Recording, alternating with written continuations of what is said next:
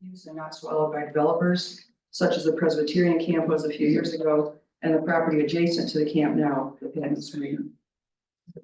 Nature and wildlife abound on this property, not to mention the views of the river, the wetlands, waterfowl, and other animals that flourish there. In short, this land is spectacular. I believe the public interest would be served best by the township park strategy, and know that the public input, if this were to move forward and its use and accommodations would be super creative. Specifically related to the pavilion that's on the grounds, the various outbuildings that are on the grounds, the basketball courts, the pool, it's open space, and of course, that riverfront. It's amazing. A final note, it seems that it would make sense, if the township moves forward to acquire this property, that it might be also a good time to finally terminate the mining permit. Thank you for your consideration and opportunity for input on this matter. Thank you, Deb. Is there anyone else in the second row? Yes, go ahead. Can you put your name and address?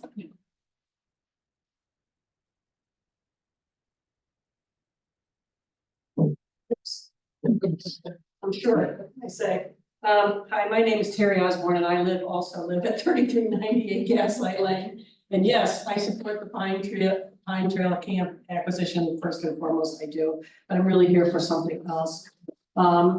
I am here this evening really to ask the Township Board to terminate the 2017 special approval use permit for the proposed marina at the Kalamazoo River mouth. That permit was issued 7 years ago, and since that time, plans for that project have been changed by the applicant on numerous occasions and basically are now obsolete. Furthermore, the permit itself is effectively a change in our zoning. And this was done at that time without public input or public hearings, without approval of the Planning Commission, and without this board's express approval. So I'm really here to ask the Township Board, my representatives, why are we allowing an open-ended special approval use when our ordinances clearly state construction must begin within a year, and for a plan, and also to keep this open for a plan that is now basically obsolete? To me, this really sets a dangerous precedent. Why are the township's lawyers allowing this violation of the law?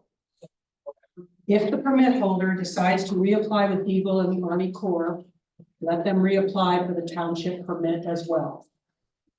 I'm asking this board to abide by the law and to do the right thing and terminate that permit. And thank you for all you do for us, the citizens of Saugatuck Township. Thank you, Terry. You're welcome. Is there anybody else joining the second row on this side? Okay. Third row, starting on third row. Anybody? Yes? Okay, thank you. Oh, no.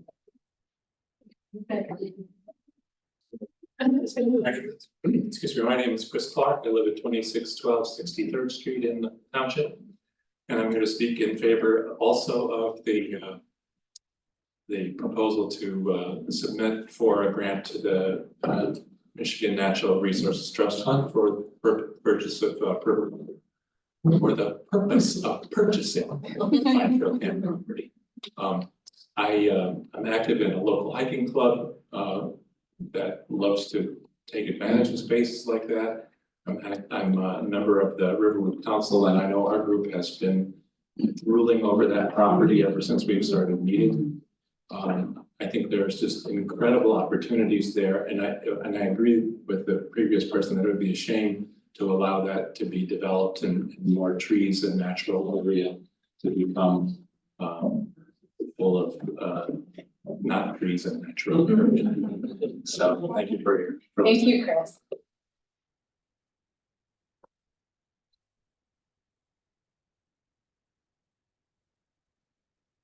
Hello, friends. My name is Jane Dickey, and I live at 6108 Old Elegant Road in the township. And I'm here to support the things that the last two folks said. The acquisition of that property along the river, it's a gem, and I've known it for many years. My daughter, when she was in high school here in Saugatuck, was out there with her good friend, a daughter of one of the workers there. And she spent many days out on that property.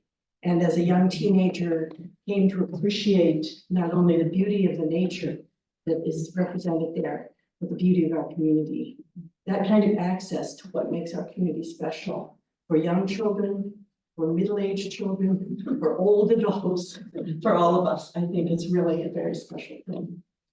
And also, I am so proud of this board. I am so proud of what you've become and who you've become, and how different your sense of freedom of what to do is right for this community shows. And 7 years ago, when the decision was made to allow a marina, it was a different board, it was a different time. And honestly, people felt under threat and were running scared. I know that you have the courage, that you won't let fear, but that you will let do the right thing for this community. Thank you. And I know that you'll make the right decision when you withdraw from allowing or supporting the special use that was. So thank you, friends. Okay, fourth row on this side, is there anyone that would like to speak? How about on this side? No? All right. Mr. Cappinger, do you want to speak now? Or invite Commissioner Cappinger?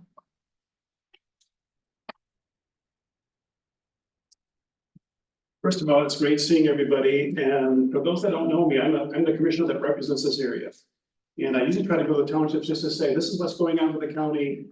I just want to start out with, last Monday, I had a chance to go to a banquet the sheriff's department put on, and it was a banquet to recognize people for heroic acts, or special things that they did. And I know how much you appreciate your officer, but having 30 years in, I thought, man, I'm biased towards this thing. But I really wasn't, because that had people who hurt their hands taking somebody out of a burning car that would have died. I had somebody that was strung up who in the jail that they cut down, gave them mouth to mouth to revive them. I had somebody who did cyber crimes, and we used to send that to the state police, and now we do all of our own cyber crime. That's how a lot of crimes are being solved now. Then I had person after person they recognized going, this person is there just to try to help society, help people, care for them. So I just say that to you to go, man, I was so proud of the black uniform. It was brown when I was there. To think of these guys going out every day, and then the chief here. I think I gave you some numbers before, but I'll just remind you of that. You know, last year they took in 49,180 calls. The fire department took on 8,656 calls. Imagine that. They're going to different places where we live to try to help us, and they're there to help us on the spot. So I know this board and our board are trying to make a place that's better to raise a family, that's safe and a great place to be. And the sheriff's department is a big part of that, so I just thank you for that, guys, and that of all that you do.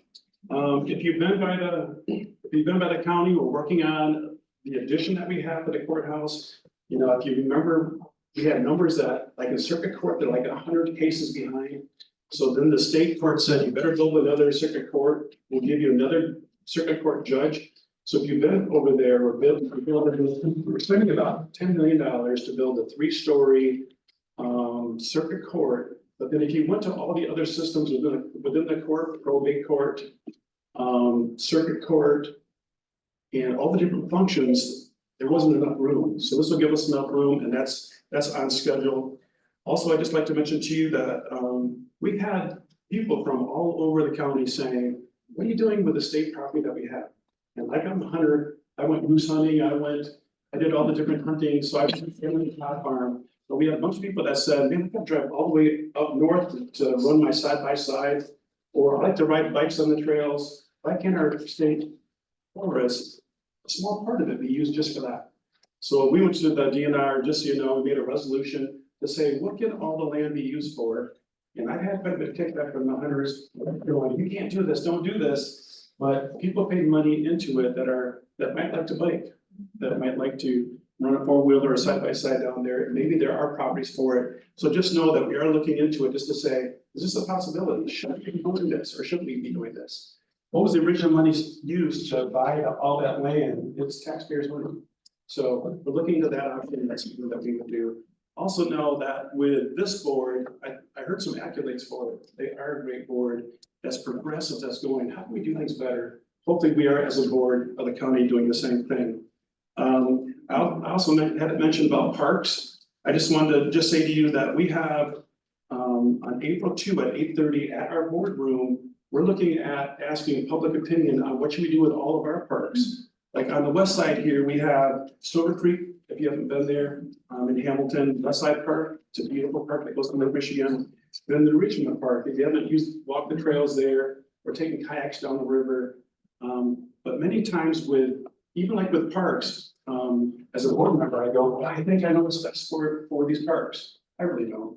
I should be asking the public, going, public, you use it, what's the best answer? And that's what my answer should be as far as what the public wants. So on April 2 at 8:30, they're trying to get public feedback. And then they're gonna create a 5-year plan as far as what to do with our parks, how to improve them, or what else we should do, just to look at that. Also know that I know the chief knows so much more about this with fentanyl. I'm on a committee out of Lansing called Health and Human Service. I'm the chairman of it. And we just had a report out of Oakland as far as just all the people, there's like 150 people that die a day from this. If you can imagine that it's 50 times stronger than here. And it's all over the place. It's scary. And then they're trying to do reversible drugs that the chief has, that the sheriff's department has to do this, but it is an epidemic state. And we're looking at it as far as how can we improve it. And the chief's very good at that, and the sheriff is looking at that. But those are some of the things we're working at. I just want to also remind you of April 23 from 4 to 7:30 at the Trussell Stop. I've worked with you on water. We spent the last 2 years looking at the aquifer. We're putting in test wells all around the county to test for purity and for depth. So that like the township here, they had someone that came in and said, I'm gonna put in 150 houses over here. They could actually go to a computer program, look at the depth, look at what it could draw, and actually give it a good answer then to say, hey, we should do this or we shouldn't do this. So that's on April 23. We have our engineers coming in from Williams and Works. They'll be there, and also the Eagle will be there to tell you. We have a crazy long meeting. I should talk this long. Good seeing you. Commissioner Campbell, thank you for being here. Thank you for your support. Thanks for your work. Thanks for your report. Thanks, everybody. Thank you. Thank you. Anybody else at that back row? Yes, thank you.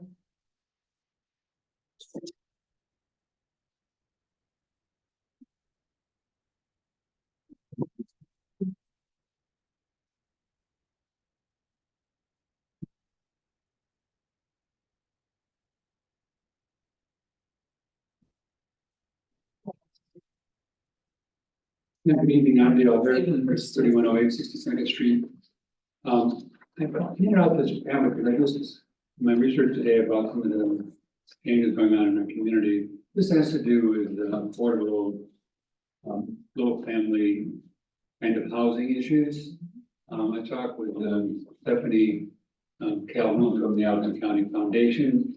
Good news is Daniel's on that committee, one of about 15. But they're trying to get a handle on the issues surrounding that and what we can do affordable in our neighborhoods, in our community. And the task force is just starting out. And I know I'm not clear if it's a little bit up on here. I'm not clear if the 600 square foot housing for the dwelling unit and the proposed change is for genesis for this or what it's for. So I hope that Renee can explore that a little bit in her comments to the board. Thank you. Thank you. Anyone else that would like to speak during the public comment time? Do we have participants online? Does anyone on Zoom want to participate? Scott?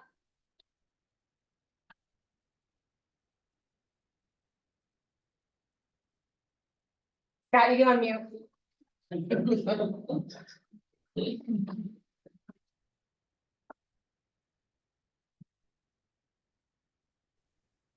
Can you hear me? Yes. Okay, there's two Scotts, so I didn't know who you were referring. Hello, my name is Scott Waringa, and I own property at 6618 Dugout Road and also 3468 Holland Street, which you may know by the name of McEnroe Conservation Easement. Both properties are south of and adjacent to Pine Trail Camp. My first comment relates to the MNRTF acquisition grant. And I just want to say that I am very excited about the possibility of Saugatuck Township acquiring Pine Trail Camp for the purpose of developing a township park. I am 100% in support of this and think it would be a huge asset to the township. My second comment is a request that Saugatuck Township terminates the special approval use permit granted to North Shore 7 years ago. It is very clear to me, based on the many changes that you have incorporated into the new zoning ordinances, that Saugatuck Township has really gotten on board with trying to protect our beautiful natural resources, our trees, our dunes, our wildlife, and our bodies of water, and I really appreciate that. Please take the next step in protecting Saugatuck Township by initiating termination of the special approval use permit. Thank you. Thank you. Okay. Anyone else, please raise your hand.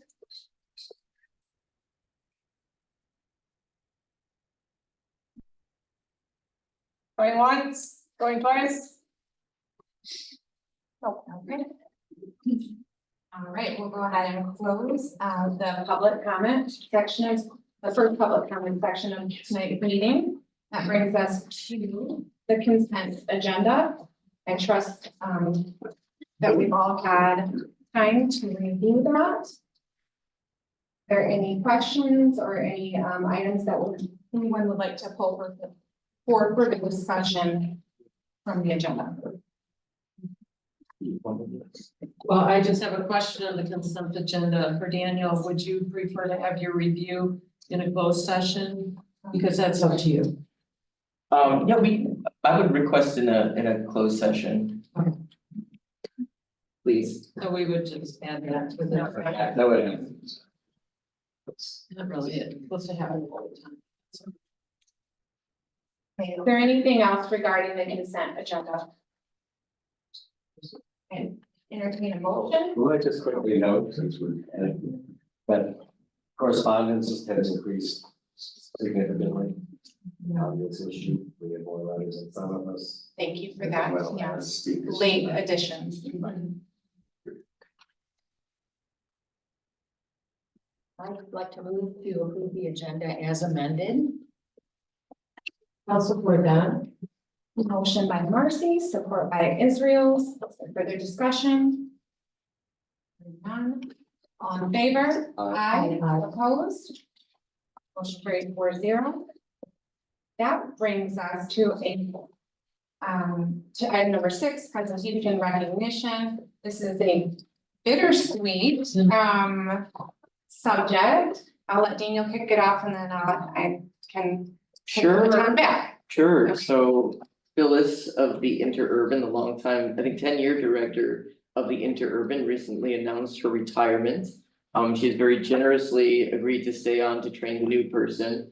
But Phyllis is really the foundation of the Interurban. She has been a fantastic partner to the township, to the community. And she has led the Interurban in growth, in retaining staff, and in developing a reputation in our community for just being an outstanding resource for people. And I've heard people move here just to use the Interurban, knowing that there is a transport resource for those who either don't have cars or have a difficult time getting around, and knowing that we support the community that way is great. And to know that we have such fantastic leadership at that authority is also amazing. And I think we all just wanted to have a moment to extend our great thanks to you, Phyllis, for all that you've done, and to know that you are an incredible part of this community and you've made it better.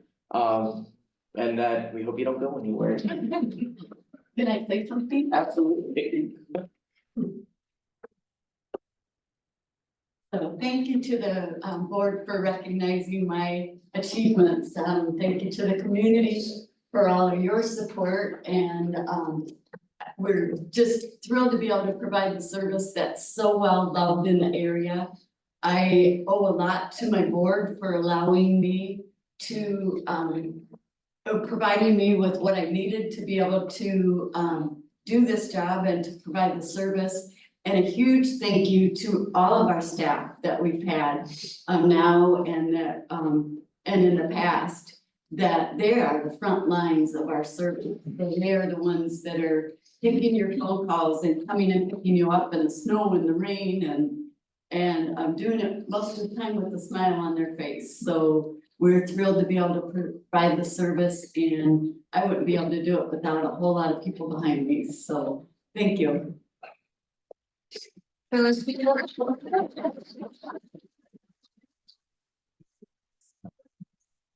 I look forward to reading the interurban report every month.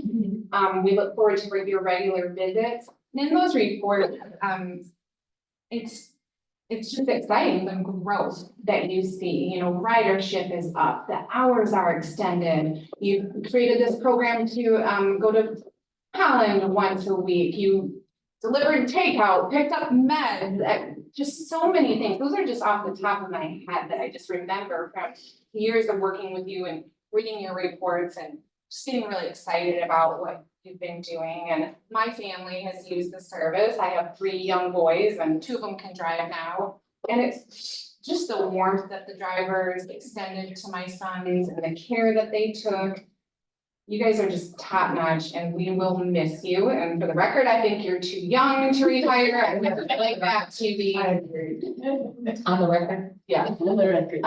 We have a little something for you, but I wanted to open up the time for the other trustees to make comments and I thought you were clearing your throat. No, I want to go back to, my mother was one of the most frequent riders on the interurban. In fact, she was in the commercial record once. There was a picture on one of the anniversaries. I think that was in your time, but this was a while ago. But she took the interurban for 15, 20 years from Douglas and all over, even to our house once we moved here. So I'm a big fan, a big supporter, and I always smile twice a month during tax season, sending you your disbursement. I smiled right back. You truly deserve it. And I bear no resistance in sending you your money. So thanks for everything you've done. And Abby said, don't go away. Don't go too far. I'm staying Okay. here. Thanks, Phyllis. Does that mean you're staying on the board?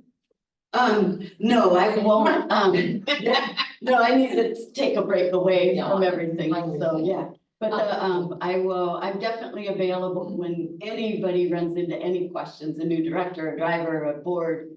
I will be a resource, as often and as much as they need it, and we'll, get this transition to go as smooth as I can, because I definitely want, success for the interurban going forward and for a smooth transition. Well, thank you for your leadership, and I tell everyone, I really think it is the best bang for our tax dollar. It's a wonderful thing, service that we offer. Thank you.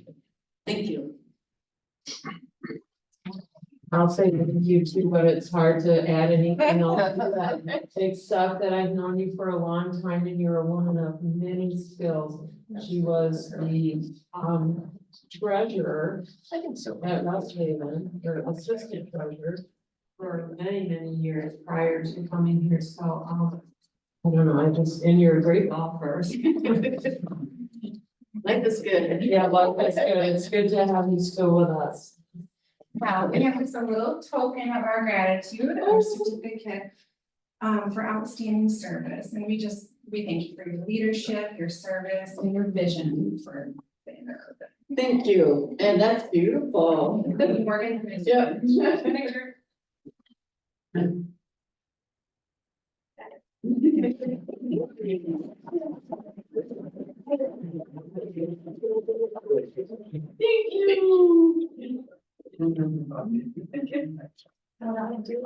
Oh, thank you, everybody. No. Oh.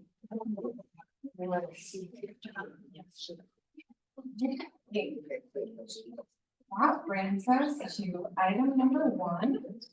On tonight's agenda. Under new business. Oh, 30. On page 30. Sorry, I skipped over. I did too. And this is not new. We've addressed this important issue at least 2 times. In regular meetings. It's simply the final step in ensuring safe drinking water. For the water use, public water users in the township. Daniel, would you like to speak more to that? Yeah, absolutely. Prepared. So what the board is considering tonight is increasing the monthly service fee for public water for the township users from $8 to $15. This is not a new issue. We've been working on this for quite some time. So we had Prina Newhoff develop a water asset management plan over the next 10, 11 years. And that was supported by a financial firm, Baker Tilly, that created a capital improvement plan. So the idea is we know exactly the improvements we have to make. We know what it costs, and we're able to raise that money. We don't want to take in too much money. We don't want to take in too little money. So this is being very intentional so that we can do the improvements to the water system that we need to do in a timely manner, and then ultimately be the most efficient as possible and save the taxpayers' money. It does seem like a large jump, but the rate was instituted 7 years ago. So this really would equate to a $1 increase per year. And now that we've kind of got it back on track, we'll be able to do those moderate increases every year and won't surprise our residents. We do have Andy Campbell of Baker Tilly on the meeting right now. And we also have Tyler Denor, who is our new engineer in the audience. I know this is not a new issue for you all, but if you do have any questions, we do have experts available to answer some of those questions. Well, this is not alone with just the township. It's also occurring in the city, isn't it? And That is correct. the city of Douglas too. So Yes. it's pretty universal in the area. And it is only for water users. I think that that's often confusing, that if you are not on public water, you don't pay into the public water system, you're not taxed for it. So this is only if you're connected to the public water system. Could you just, for the sake of the members of the audience that may not know this, and I know I've asked before and I forgot the number, Yeah. but what's the percentage of township homes that are on municipal? Oh, I don't know the percentage. I know that it's probably over 600 It's like, accounts. Yeah, I think we have about 600 services. So, I gotta do quick math, yeah, it's out of 3,000 parcels. Yes, so it's I thought it was around 20%, yeah, about 20. that's what no, because you guys have done great presentations, with Baker Tilly, this, Mhm.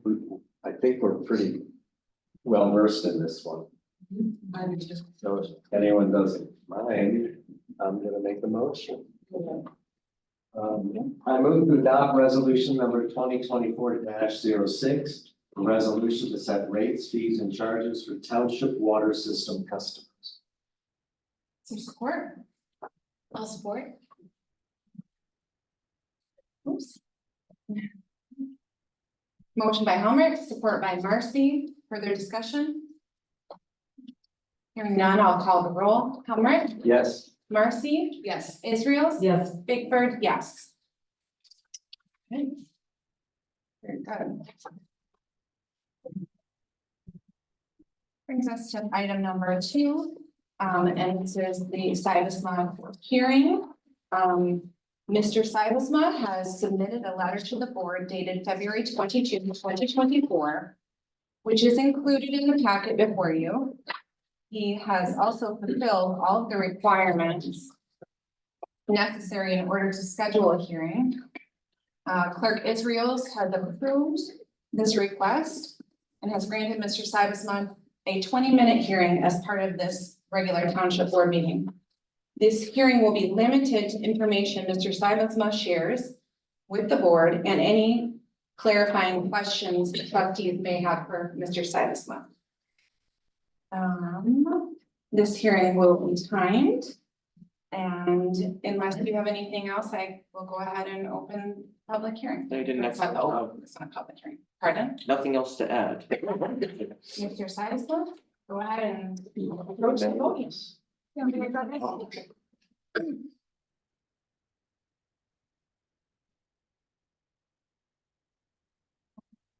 On one to stop me. Thank you very much for letting me come in here and speak to you. I have some. Well, 3 points I'd like to make. First, as far as the board, this is the first time I've been in front of you. I assume that you did a vision study back in 21, kind of spearheading whether we needed an ordinance change or looked at it. I think it was well done. I'm being part of it here, but it covered some things in my zoning and my property that I thought were worthy to note. And I had been working on some of this for quite a while.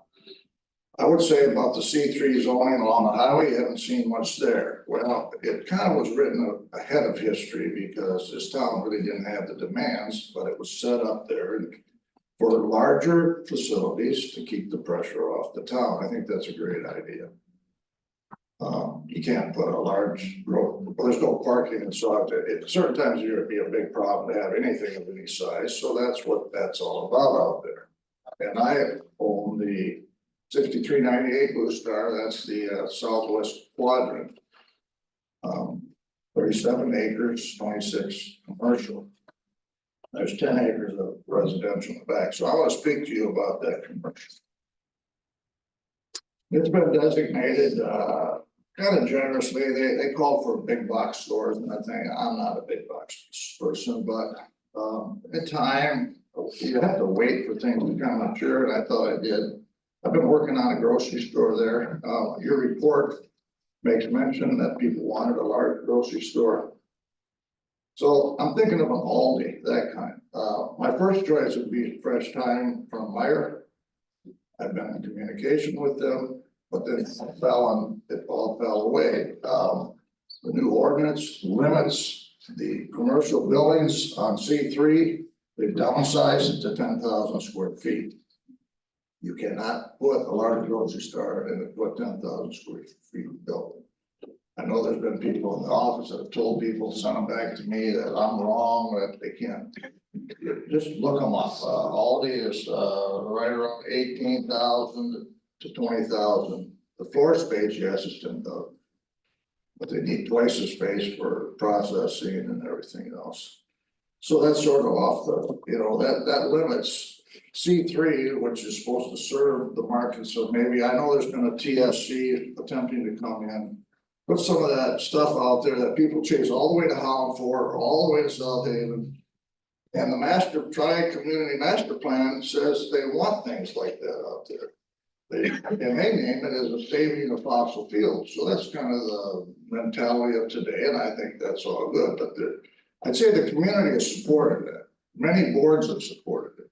That's where it needs to go. But now I'm limited to 10,000 square feet. It's kind of confusing in that ordinance. If you look at it, it's any request of over 10,000 square feet supplied with water and sewer, it says it's not permitted. Now that's pretty confusing. This ordinance shouldn't be confusing. I have a question. Am I getting punished because I have water and sewer? I know 18 years ago, I paid 85,000 for the assessment. That's a lot of money when I had 2 kids in college 18 years ago. I had to put in a hydrant that they had failed to do when they built the system on Blue Star Highway. It wasn't my fault, but I had to pay that. So I was at about $100,000 for water and sewer. Now there's some discussion about capacities and everything else. So that's concerning when I'm trying to develop that property. My goal was to have it an asset to this community. You tell me what you want. I'll do everything I can do to put it in there. It's important that I leave a legacy to me and my wife, that we leave some legacy behind us of things that make us proud and also serves the people in this community. I think the number one thing that I'd hope you'd agree on for you and me, I take it as a responsibility. We need to do things for the people that are here. Not those coming in, that's fine to take care of them people. We need to do things for people that are here. I ask you to change that size, bring it up to a standard that would be in the 22,000 range to allow those bigger facilities to come in here. Forget the big box. This guy is never building a big box store. Walmart has walked that property. They have come to me personally. They have flown up here from Arkansas. I said no. Truck stops have approached. I was approached 2 weeks ago about a truck stop. Not interested at this point. I want to do something better. So that's what I'm here for tonight. And I'd like to have you, let's work together and make it possible that some facilities can, it's very expensive to develop these properties.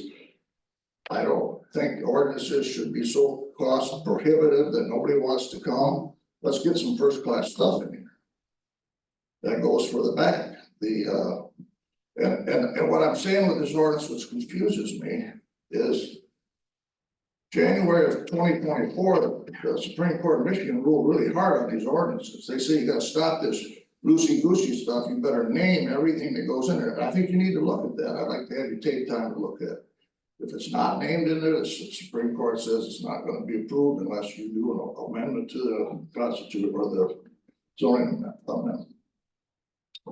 I find it hard. I look through there and I see a lot of contradictions. I see that there's numerous things they name, government facilities.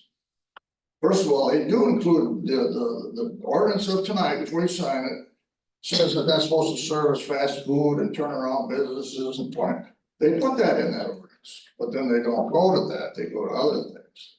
Funeral homes, that's, you know, that's supposed to be for fast food. Where does that funeral home thing come in? So questions like that, inconsistencies, I think you need to take a close look or have somebody look at it. There's a lot of things that have switched over to special use.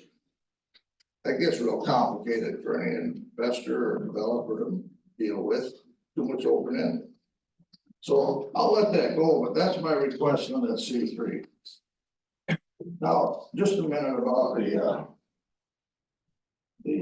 multi-use in the back. I would like to say that when I look at that ordinance, there's a lot of cost prohibitive things in there. This ordinance has gotten into the design business. And maybe some ordinances do, but to build a multifamily gets pretty expensive when it has to have some kind of expensive look that looks like houses, and there's a description. I think you gotta leave the design up to the professionals, let them be creative, bring it to you, and you decide that after you see it. But I don't think this board should be dictating to builders what they have to do without even knowing the cost, because you're gonna chase them away. I already had one chased away. I don't like the way he was handled. So let's not be doing this stuff. Let's work with the owner and the developer, and I think you're capable of doing it. And then there's something that's in here, and it's very distinct, and it was used 2 years ago on my buyer, but it's just coming in here now. It's putting an alley around multifamily dwellings, so that all garage doors have to face the outside, and it's gonna be serviced by an alley, and the alley is not a thoroughfare. So that means you have to build thoroughfares inside.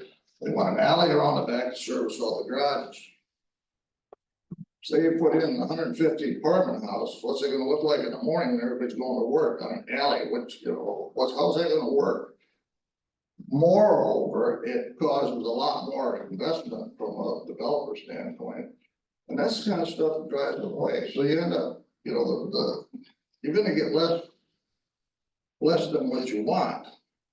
You know, I didn't look at my clock before I started because I'm getting old and forgot. So tell me if I'm getting close. But look at that. I was on the fire department for Holland City for 37 years. Every day for 37 years, every hour of the day. That was rare. I mean, we had 20 guys that were highly trained, and I did that for 37 years. We didn't go in alleys with fire trucks. Garages are, if you're gonna put electric cars in garages, it seems like that's where the fires are these days. There's some concerns there. What about first responders? But moreover, the people that are in those multifamilies, when they come home at night, would you be willing to be on the dark side of the house and push the garage door? looking forward to the future. I mean, I think it's dangerous. Those garage doors, I think they should be where other people watch them. And I don't think it's the discretion of this zoning ordinance to be dictating what people do, spending money on things that are probably bad ideas. You ought to be able to, garages are where you get at people when you want to get them out of the house, or if it's a case of a fire. Now you're putting all that on the backside. I want you to think about it. I don't think that's a good idea. And so I'll leave it at that.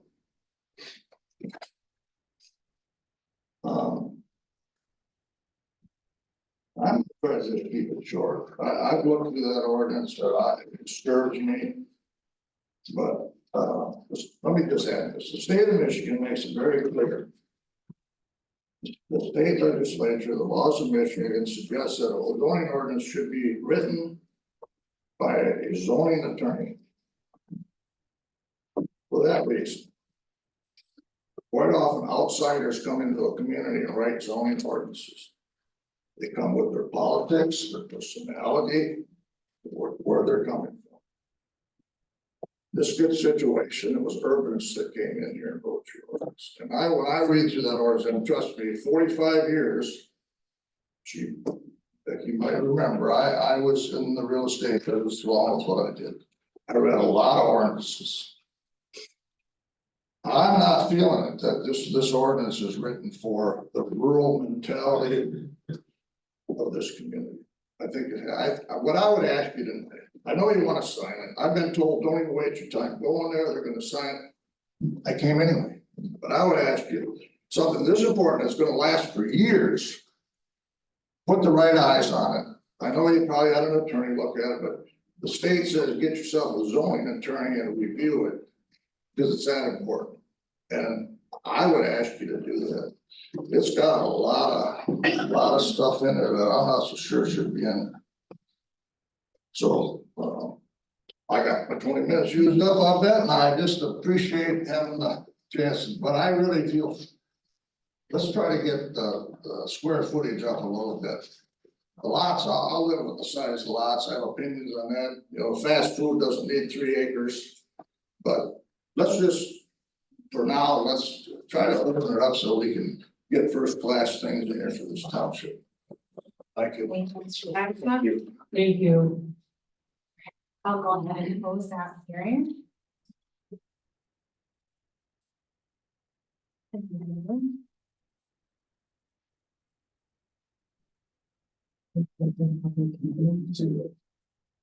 Closing this one. Okay.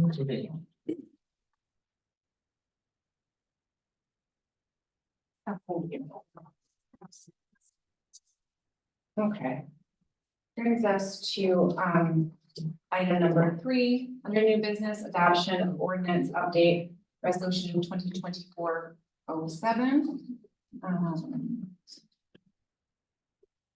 Daniel, can you roll out this agenda item, please? Absolutely. Yep, so tonight the board is considering the adoption of resolution number 2024-07, a resolution to adopt a comprehensive rewrite of the Saugatuck Township zoning ordinance and zoning map.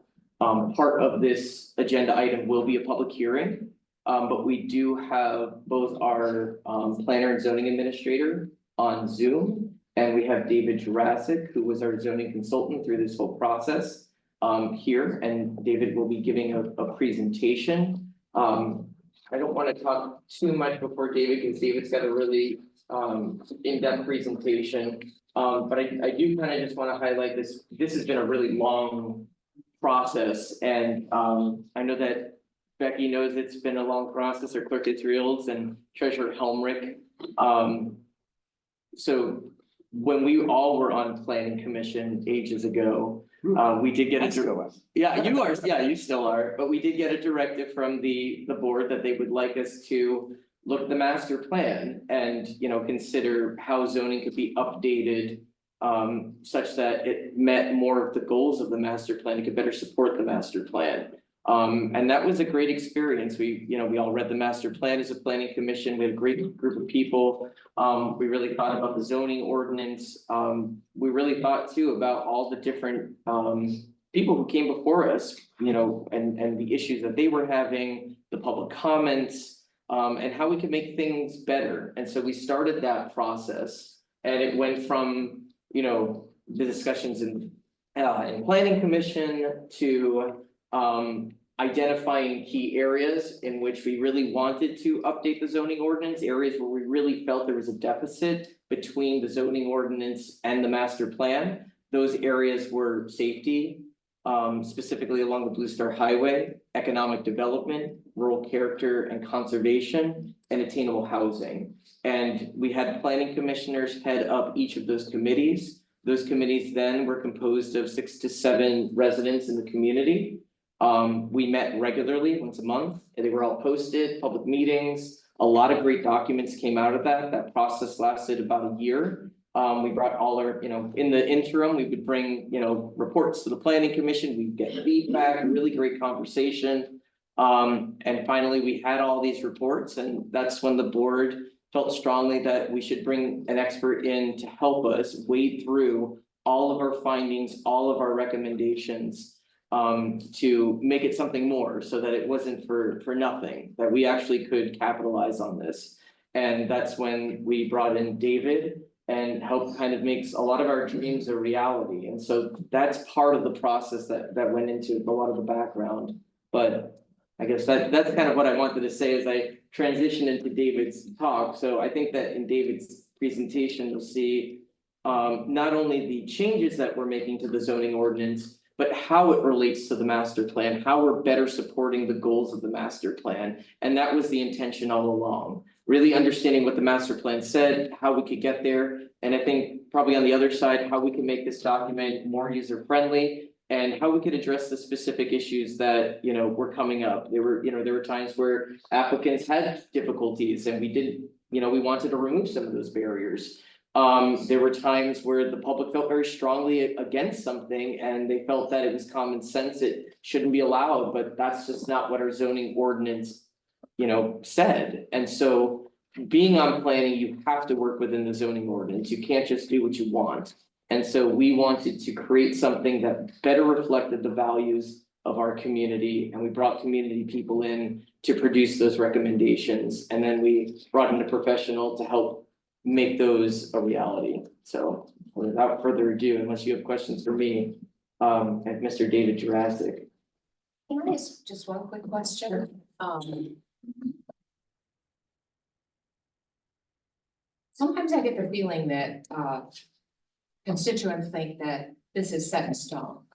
So the question I want to ask is, if we need to amend something down the road or make changes, is that an easy process? Is it a long process? How does that work? Depends on what you want to do. Well, But no, it's amenable. I mean, it's amendable. What had happened was, we had not reviewed the zoning ordinance in a long time. And so there was a significant gap between where the community is at this point in time and where a zoning ordinance was.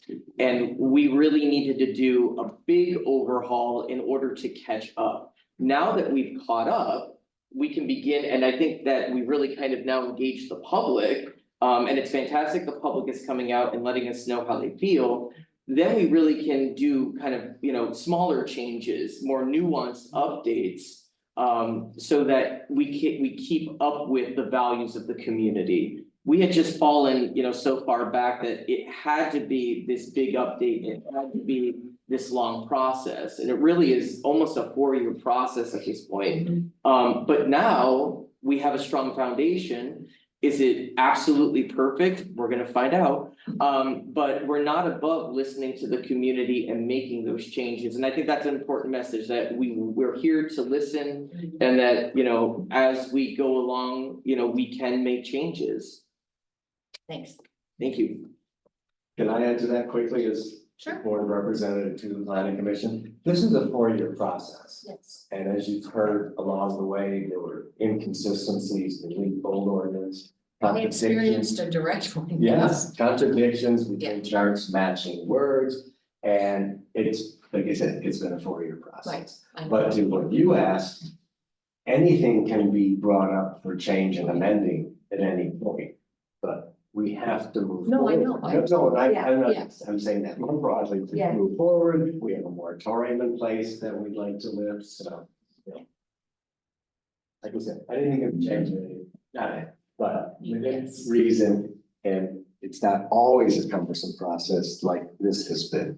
It's a So, major undertaking. Yeah, major, and we did, you know, before we took on this big project, we did make changes, so we added the wellhead protection ordinance, which I think was great, because it, you know, keeps in mind protecting, you know, the wells, so our water source for public water.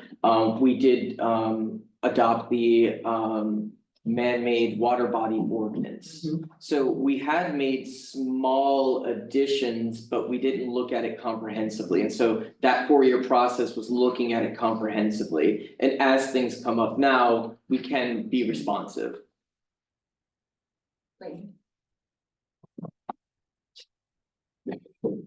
You ready, David? yes, first slide, please. Okay.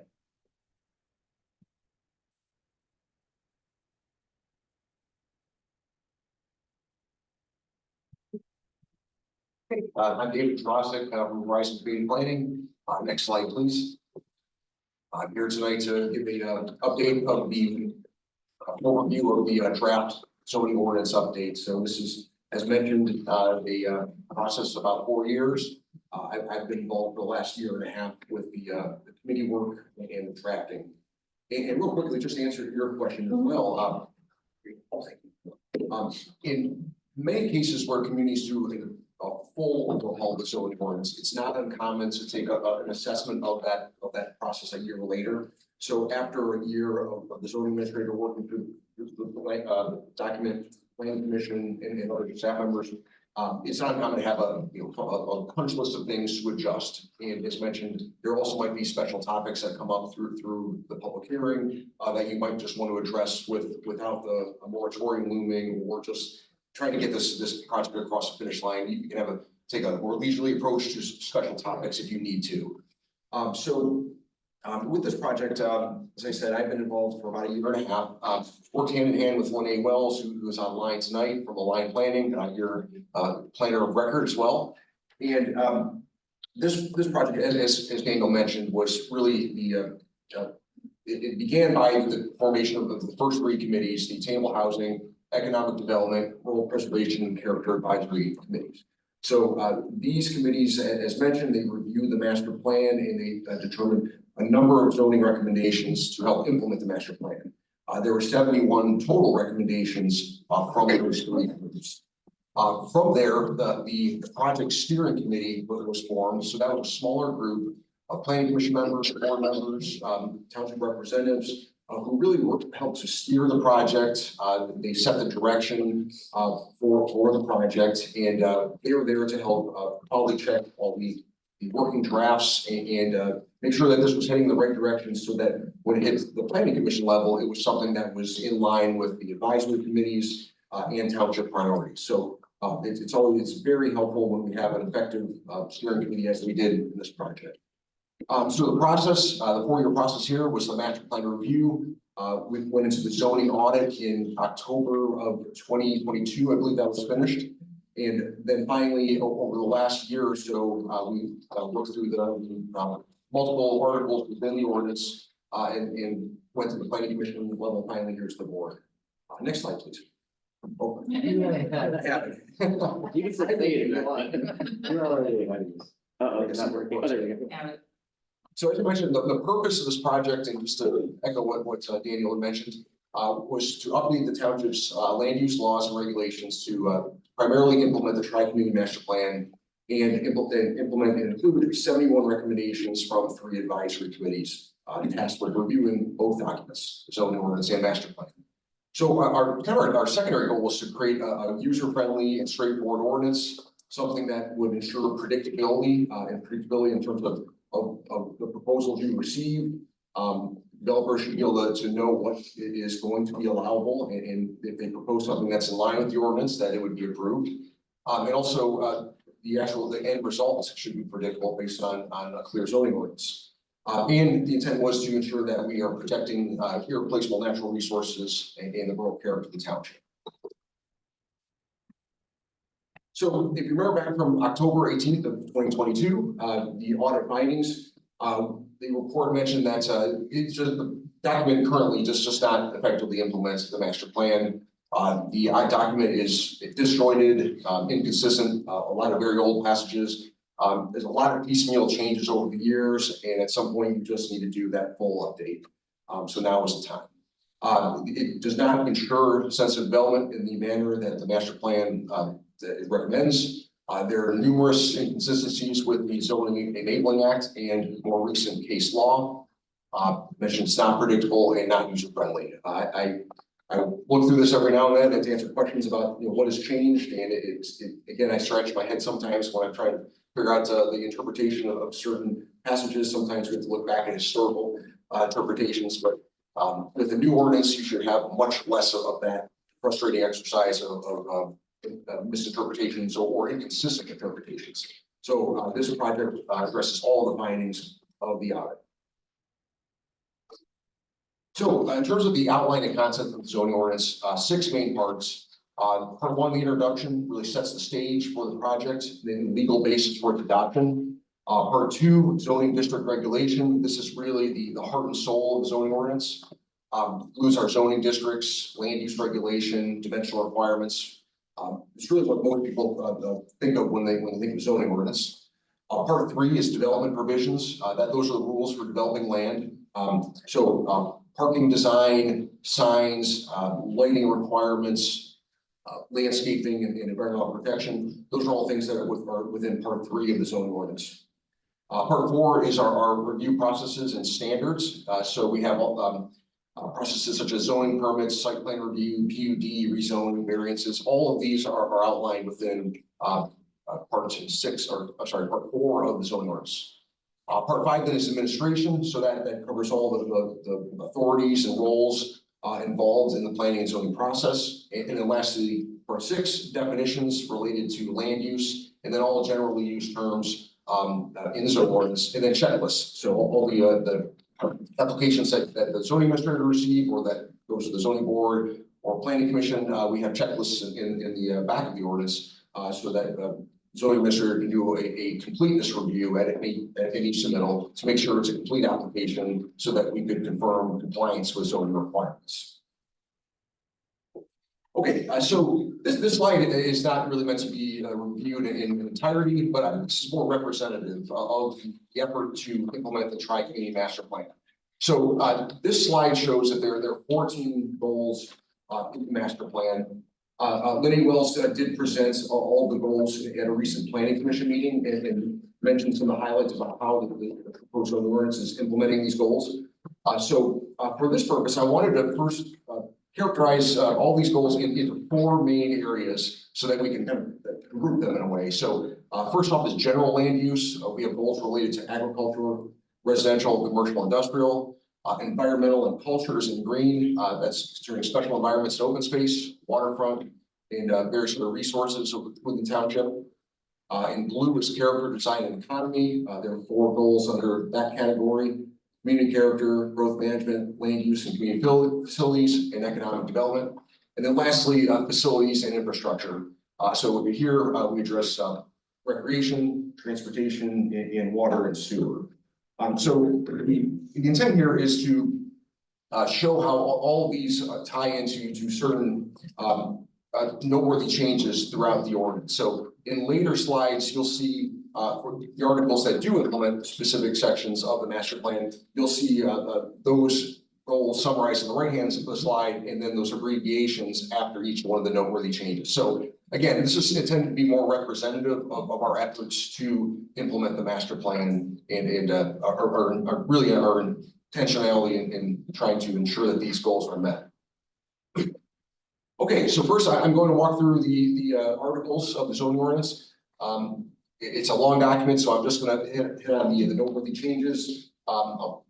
Probably articles 3 and 4 will probably be heavier than the others, so I'll try to move quickly through some of the pretty straightforward articles. So Article 1 within the Part 1 introduction, again, sets the legal framework. It has our public purpose statements, establishes the organization of the document, and has penalties for violations. And so one noteworthy change is that we are recognizing previously issued permits and really acknowledging that those are valid to the extent that the current ordinance and potentially soon to be previous ordinance will allow. So if a previous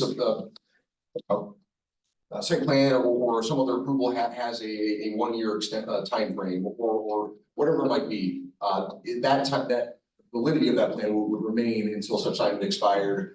If there was a major change to a plan or approval, it would have to be processed through the new ordinance if this was passed. Part two is zoning district regulation. As I mentioned before, this introduces zoning districts. Article 2 includes general requirements, interpretations. So here we establish various zoning districts as well as our overlay districts. There's a guidance for the interpretation of zoning district boundaries when there's questions or where it's unclear. And then some of the noteworthy changes are concerning principal land use of property and similar land uses. There can be one principal land use on property unless the uses, there are multiple uses that relate and are integrated and designed together. So we have provision for a collective principal use, so it could be multiple land uses on a single lot. If it's designed in a creative manner and those uses complement each other. Otherwise, usually it's one principal use per lot. We have a similar land use provision, so I think we're probably around 75 or so land uses total in the zoning ordinance. We try to be general so that a land use, so we're not saying, we're saying retail, we're not saying shoe store, hat store, pet store. So we have general land use categories, but still there are sometimes a certain business that's not going to be specifically mentioned, and it might not be clearly covered in a definition. So in that case, the zoning administrator can make a call based on similar land use provisions that a use is either allowed, special, or not permitted in a specific zoning district. So it gives us a little bit more guidance, and then that could also be deferred to the planning commission for a final decision. Articles 3 and 4, as I mentioned, this is probably the heaviest section that we'll address tonight. It's our residential, commercial, and industrial zoning districts. So these two articles include the intent statements for all of the districts. These districts include a range of densities, intensities, and scale for land use and development. We have our land use categories and uses. There's an example of table 330 with the higher level categories in the gray highlights, and then the specific land uses under. And so each one of those land uses, they're specifically defined in the later article, as well as on the right-hand column, there's an other column for specific use requirements that relate specifically to that line item. These chapters also include land use regulation, which we permit uses permitted by right. Some are special that you have more discretionary authority over. You have prohibited uses, and then lastly, there are some uses that are only allowed through the planned unit development process, which we'll cover later. Also, again, we address dimensional requirements, building requirements, and then also a space development option for the residential districts. So to get a little bit more in depth on Article 3, so first off, our master plan goals are to the right here. So this article actually implements about 9 of the 14 master plan goals. So in some of the noteworthy changes, first, we're proposing to allow accessory dwelling units in all residential zoning districts, which did implement a few of the master plan goals. Accessory dwelling unit is a secondary dwelling, smaller in size and scale. It could be attached or in separate from a house. We lowered minimum dwelling size to 600 square feet. So that's a couple hundred square feet lower than what we are now. We've also put in a new provision as well for apartments or multifamily units that are either studio or 1 bedroom. We have that as 450 square foot allowance for that type of housing product.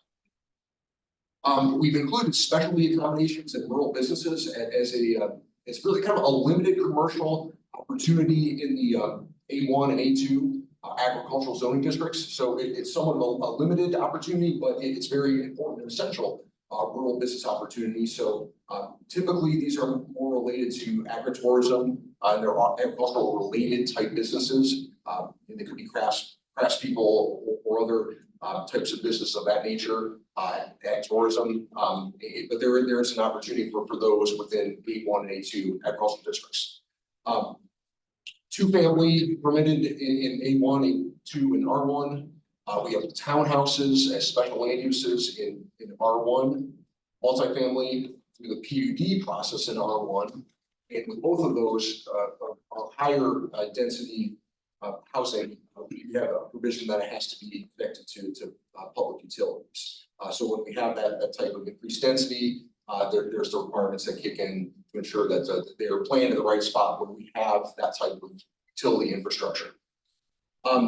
Residential building design requirements. Now, there's some prescriptive design requirements, but there's also it's written in a way that there's a menu of options that can be selected. So, for instance, multifamily, there's a number of things that you can choose from in order to meet the overall character of the area. So, and then with this requirement as well, it's also important to note that there's an opportunity for modifications or an alternative proposal based on considerations that's a non-variance approach. So the planning commission can consider a variation to the architectural requirements through a set of standards and considerations that doesn't go through a variance process that would be very difficult to grant.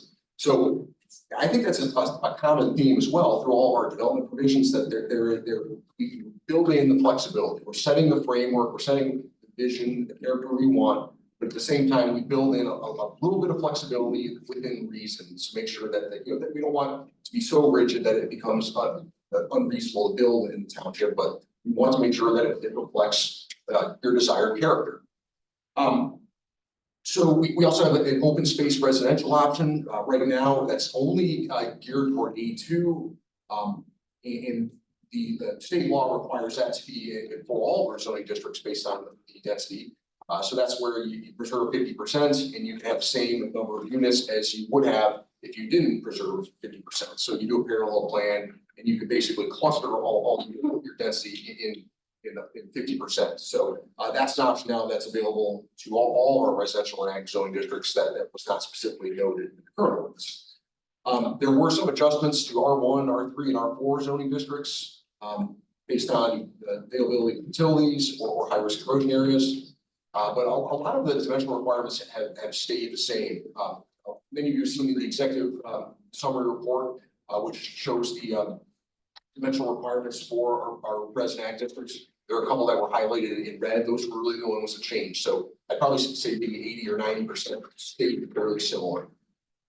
Mentioned before, increased densities with public water and sewer and chickens and other farm animals. So there's provisions that they're a little bit clearer to allow for family food production, hobby farms, non-commercial keeping of chickens and farm animals. Under certain with chicken density requirements and setbacks and other requirements of that nature. So it is a rural township and there's an opportunity for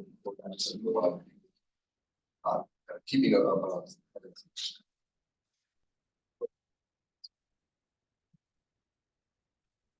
Okay, Article 4 then is continuation of zoning district regulations.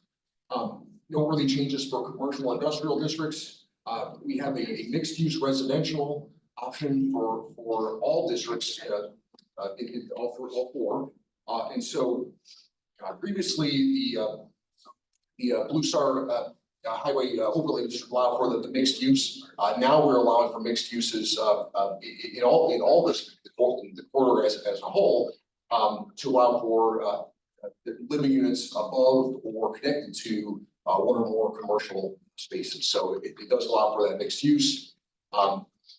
We're allowing for single family residential in all these districts as well, except for C3 and even in industrial east of 196 based on the character of that area. We have a large, this really recognizes that the area over there is planned for industrial, but the reality is there's a lot of residential dwellings mixed throughout the area. We're not encouraging high densities residential in industrial area, but we're recognizing that there's still some opportunity for houses here and there, larger lots. And that actually came up through one of our initial public open house opportunities. So we heard a lot about residential in I-1 east of 196.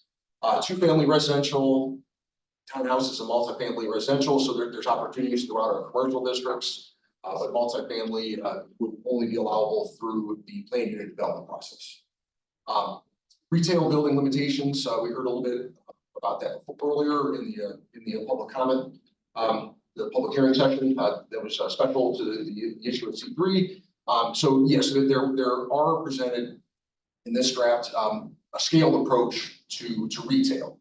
So C1 and C2 would be up to 5,000 square feet.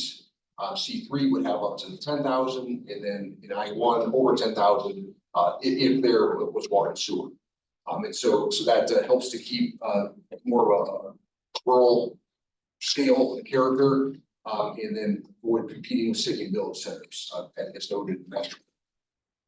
Again, building design requirements and to meet the area character. Again, there is some level of flexibility built in to the ordinance as well.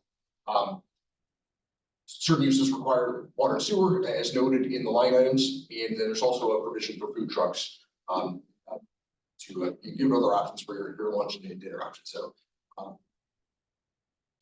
So as you see here, probably 8 or 9 of the master plan goals were implemented through Article 4.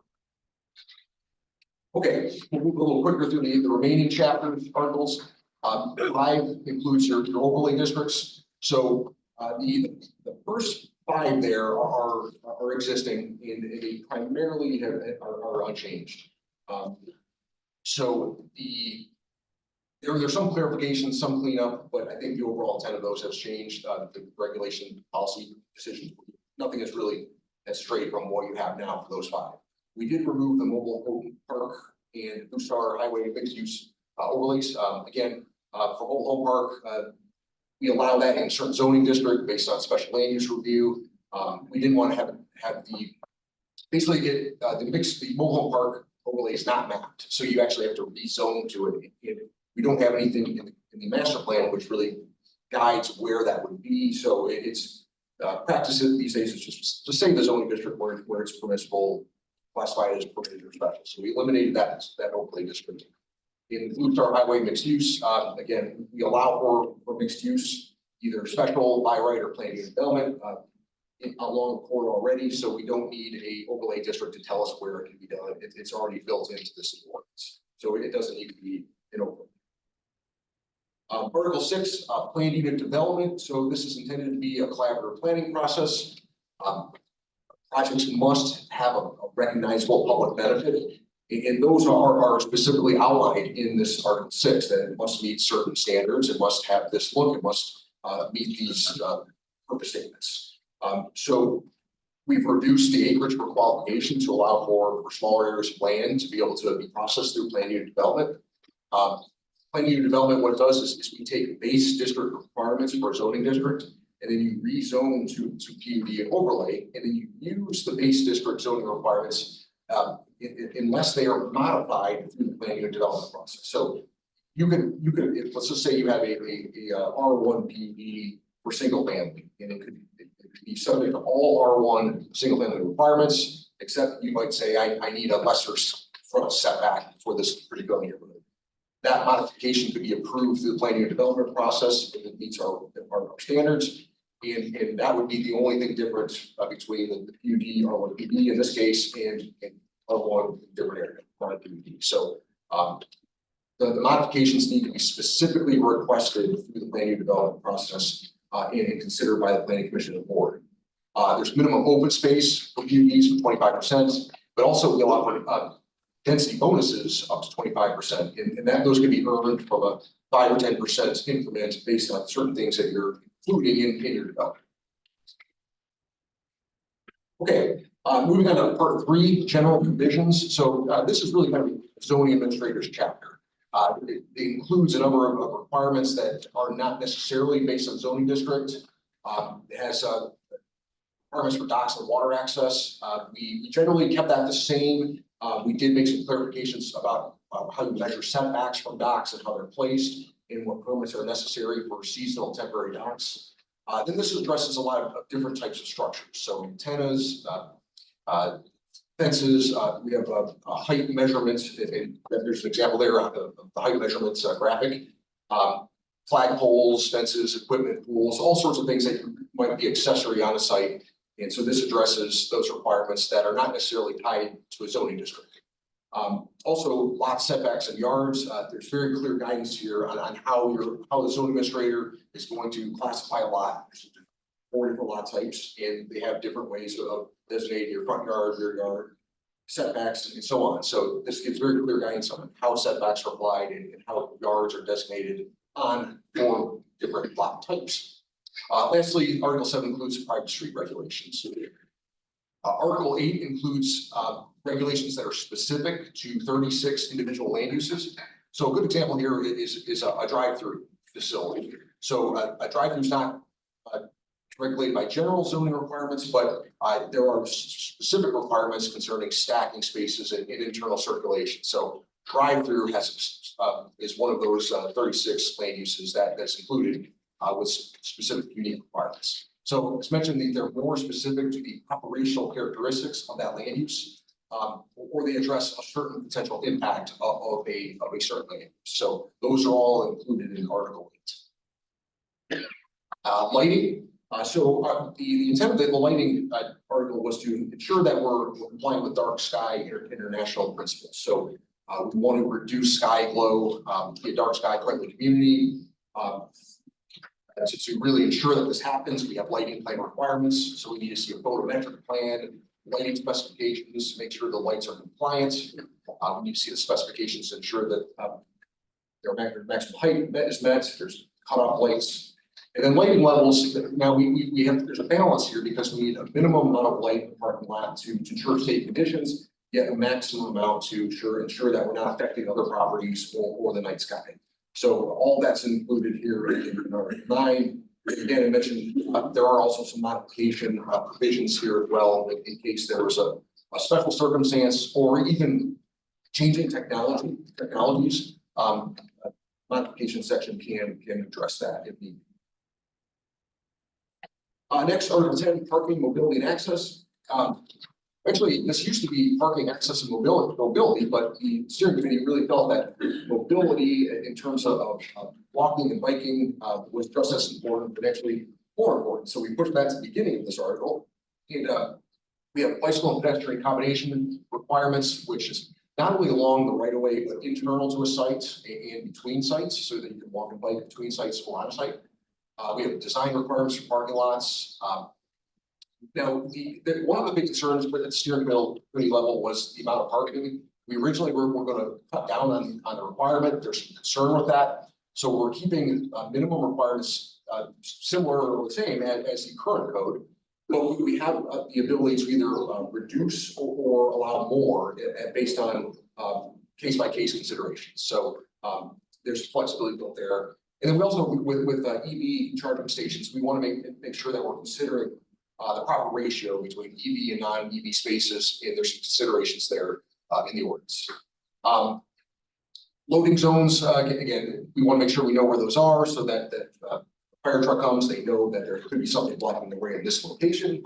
There's just RV parking and storage, access management. Though a lot of those requirements remain the same, we didn't make changes at all to that. But we did include a new provision to allow for you to request a traffic impact analysis for higher traffic generating proposals. So that would allow you to understand the full impact and mitigation to lessen the impact of more intense uses.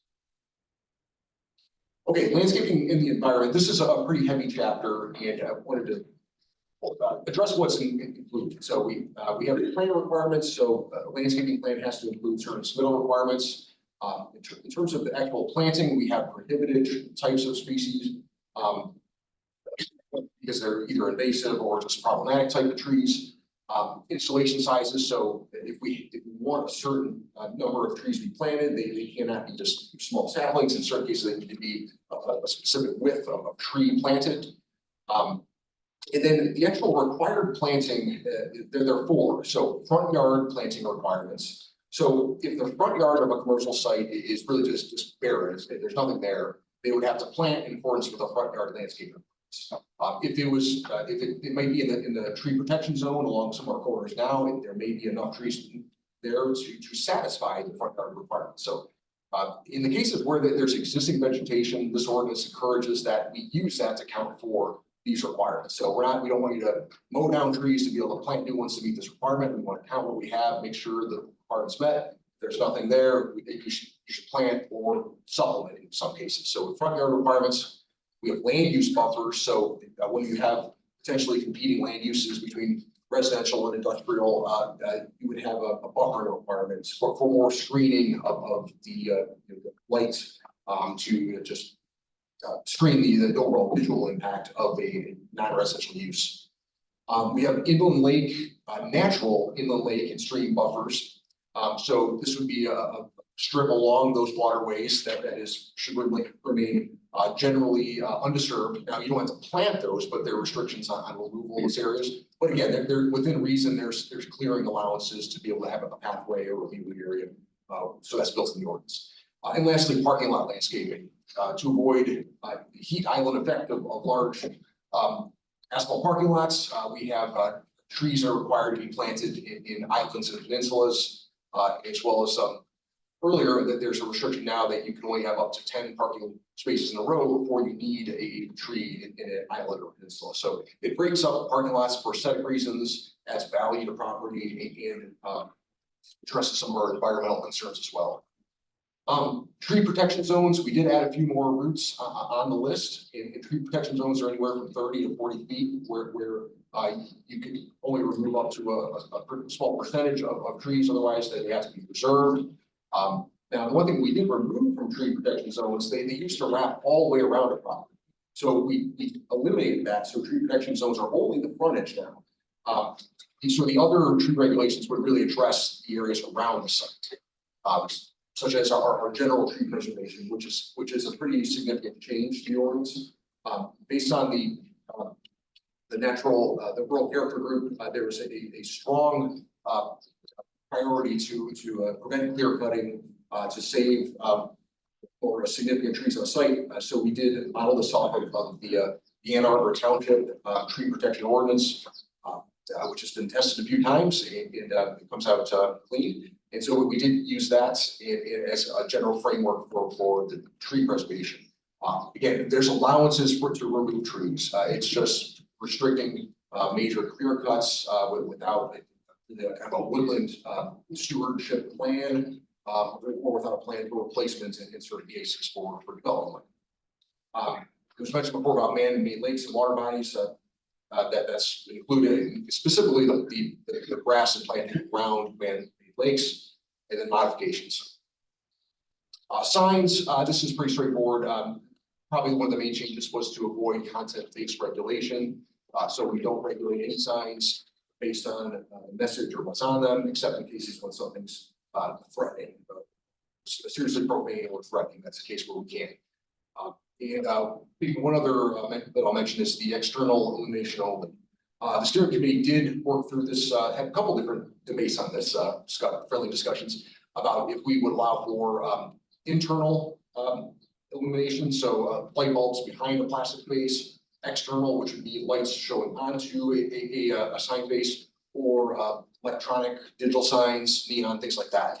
The committee ultimately recommended external illumination only, so that it's really more of a kind of a rural type character for conditions. So general processes, in general, we are trying to ensure simplification and clarification of our processes and procedures. This chapter has uniform requirements so that we're not repeating these things in the next 5 articles. So submittal, completeness review, fees, public notice requirements, how we would add conditions of approval, and so on. So instead of repeating this 6 times throughout the ordinance, it's here, and then our next articles then would just go right into the process. So 14 is site plan review. We have our thresholds for applicability. So certain types of developments and changes to plan to a certain extent can be approved by the zoning administrator. We didn't want everything to have to come back to the planning commission if it was a small addition or something relatively insignificant, or just something that really didn't affect the overall intent of the site plan. We wanted to build in enough flexibility for that to be done administratively, just to be a little bit more user friendly. But at some point, there's a threshold that's passed and it goes to the planning commission. Standards, the standards for site plan review, I think there's a long list of just fairly subjective site plan review standards in the current ordinance. Now it's more of a checklist of objective standards. It's like, did you meet your access management requirements? Did you meet your stormwater requirements? Did you meet all zoning requirements? So it's more of a checklist for a by right use site plan. Then we also have low impact development considerations that are built in as well, based on the priorities of the committees. Now, special land use is going to be having the more discretionary, somewhat subjective standards that can be considered by the planning commission, so that you consider use proposals on a case-by-case basis. So a special land use still needs to go through a site plan review process, but if it's special, you have the planning commission has a bit more review authority to either require something to be changed slightly, add conditions, or in extreme cases denied if it just wasn't the right fit for that location. So special land use is something that, if not done right, can have an impact on adjacent properties. Now, probably the most significant change here is the having a 2-step process here. So a lot of times you special land use, there's concern earlier about special land use. We may not know if it's ever going to be approved, and there's uncertainty here. In this case, we allow for a concept plan level review of a special land use. So you don't need the expensive engineering, architecture, survey work just to get your use approved. You have a concept plan, and you show just enough that the planning commission has a good idea of the impact and if it's appropriate for that site. Once that's approved, they come back later for their final site plan with their engineering or architecture work. Plan unit development. So this is, we mentioned the plan unit development requirements earlier. This is the process. So again, it's similar to the concept I mentioned for special land use. Plan unit development is first a rezoning to overlay with an associated concept plan. So again, it's not final engineering, it's not final surveying. It's enough the concept so that the planning commission and then approved by the board understand the extent of the modifications, understand the impact. And then you make a policy decision that this is going to be rezoned and this is a plan for this property. And then after that, you go through a final PUD process that only goes to the planning commission at that point. Because at that point, the board already has accepted the overall concept. Anything beyond that is just the detailed work that has to be consistent with the concept plan. 17 is condominium review, pretty straightforward. This has not changed significantly. Variance review, we did include variance review as its own chapter. This ordinance is not it's recommending to prohibit use variances. So use variances a lot of times can be allow for uses that are really just inconsistent with the zoning district where it's located. So really best practice is to avoid use variances. And so we did recommend that provision is taken out. And the standards, we have a very clear set of standards which define what constitutes a practical difficulty, which is mentioned in the Zoning Enabling Act. So Zoning Enabling Act does not define practical difficulty. It does say not give us the standards, but so we are able to define it based on case law and other best practices. And we have a clear set of 5 standards for granting variances, and we're very what is a unique circumstance. We give examples. What is a self-created problem? We give examples. And so this is all something to where the zoning board can make findings of fact to be able to grant a variance. And things that don't deserve a variance will not get through when you have an honest review of these 5 or 6 standards here. 19, there's zoning amendment review. So as I mentioned earlier, what is the process for amending a zoning ordinance? This maps it out and it gives in particular their standards for considering a zoning map amendment. So that's being consistent with master plan and so on. It also has your conditional rezoning provisions. So in some cases, a rezoning is going to have a voluntary list of conditions. So someone could say, I want to rezone the commercial here. I know you're not super enthusiastic about it for this reason. I'm going to address that in this manner. I'm going to voluntarily limit myself to this. So the conditional rezoning section addresses how that is done. 20 are authorities. 21 is non-conformity. So non-conformity is going to be anything that was lawfully established and then the ordinance changed and created it needed a non-conforming use. And so non-conformities are supported to be able to continue and in some cases even expand. Then lastly, definitions are general use terms, all of our land uses, and then Article 23, our checklist for all our site plan review. Anything goes to zoning administrator, zoning board, planning commission board. It's all as kind of an appendix in a way to the zoning ordinance. So.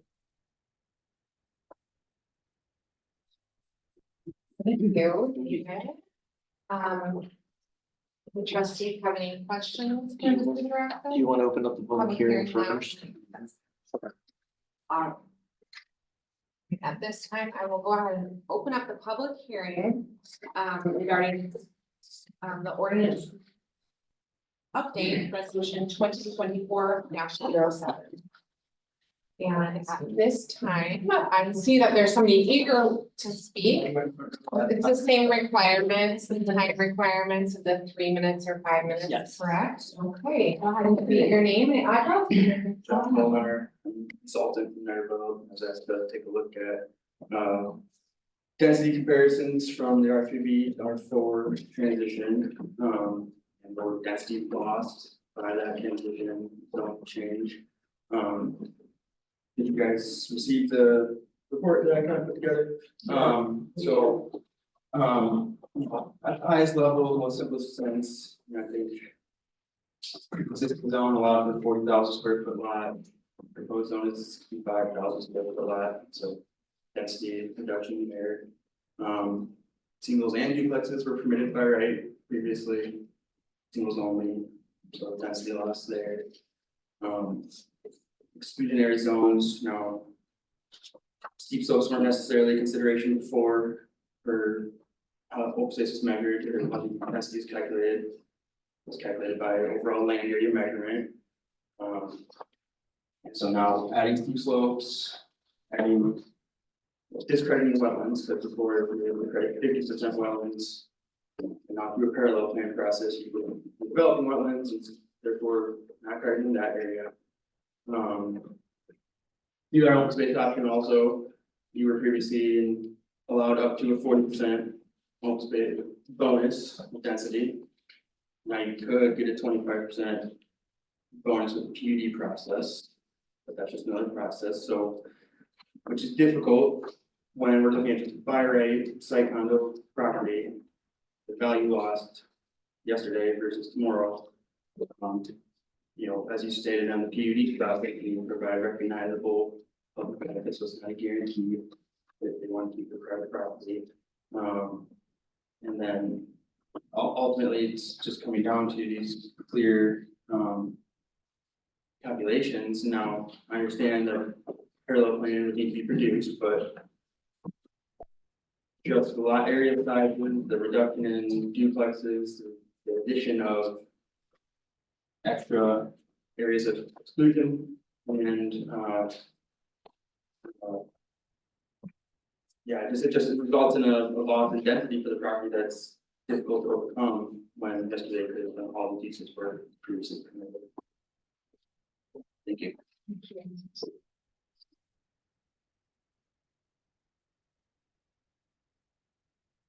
Andrew Malakis, 2885 Wakeshore Drive. I'm wondering if there's any new communication from the township attorney that's available? Is that a no? It's not a question and answer session. Okay. I'm here to request that you change the R4 minimum lot size back to 40,000 square feet per acre. The minimum lot size of 40,000 will reduce the development density of our property by 25 to 40%.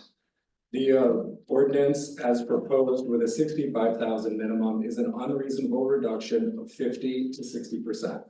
We recognize there are good things in the new ordinance. We fully support the new bonus density for providing community good. We also support the goals of preserving rural character, changes to the tree ordinance, the sky provisions, the environmental provisions, among others. These are all great changes that will benefit the community. However, the changes you propose to density go far beyond what's reasonable. We have raised our questions and shared feedback throughout the process. Our questions remain unanswered, and it has become clear over the last 5 days our feedback was never understood. This has been very frustrating, and we feel we have been ignored and disrespected. The legal opinion from your attorney in the meeting packet revealed the zoning administrator does not understand how changes to calculating density, open space, PUD, and bonus density will play out in an actual scenario. Your attorney's opinion can only be as good as the information he has been given. And when he has been given the wrong information, the basis of his opinion, the opinion is also wrong. The ZA's assertion in the meeting packet that the new ordinance increases density in the R4 is not true and mathematically impossible. When a planning commissioner asked if the density was being reduced in the R4 zone and by how much, the ZA said it would remain virtually the same. I wanted to quote her deceptive answer tonight. However, the meeting video did not include audio. We asked for a version with audio, but have been told the audio is corrupt. The planning commission's recommendation to approve the new ordinance is based on inaccurate information from the zoning administrator.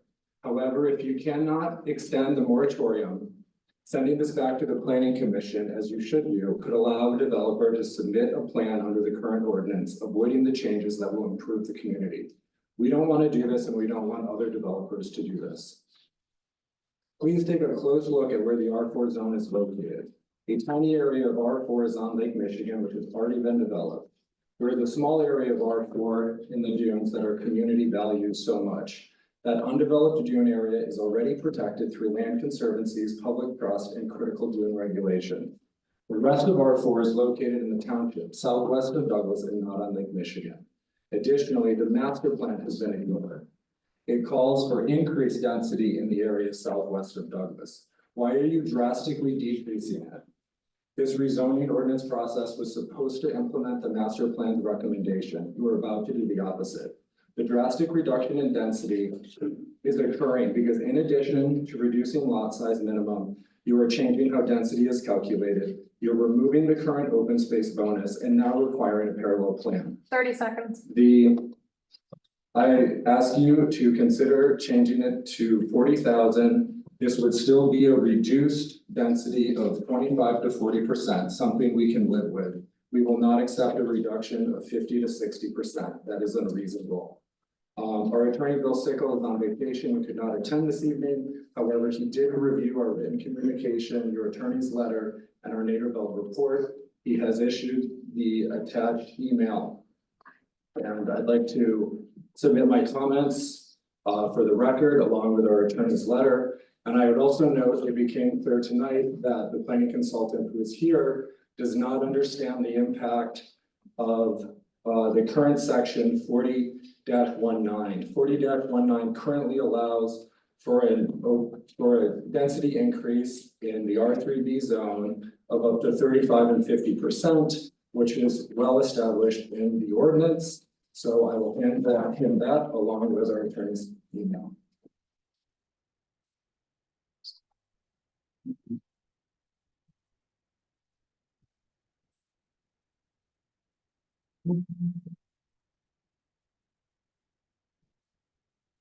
You.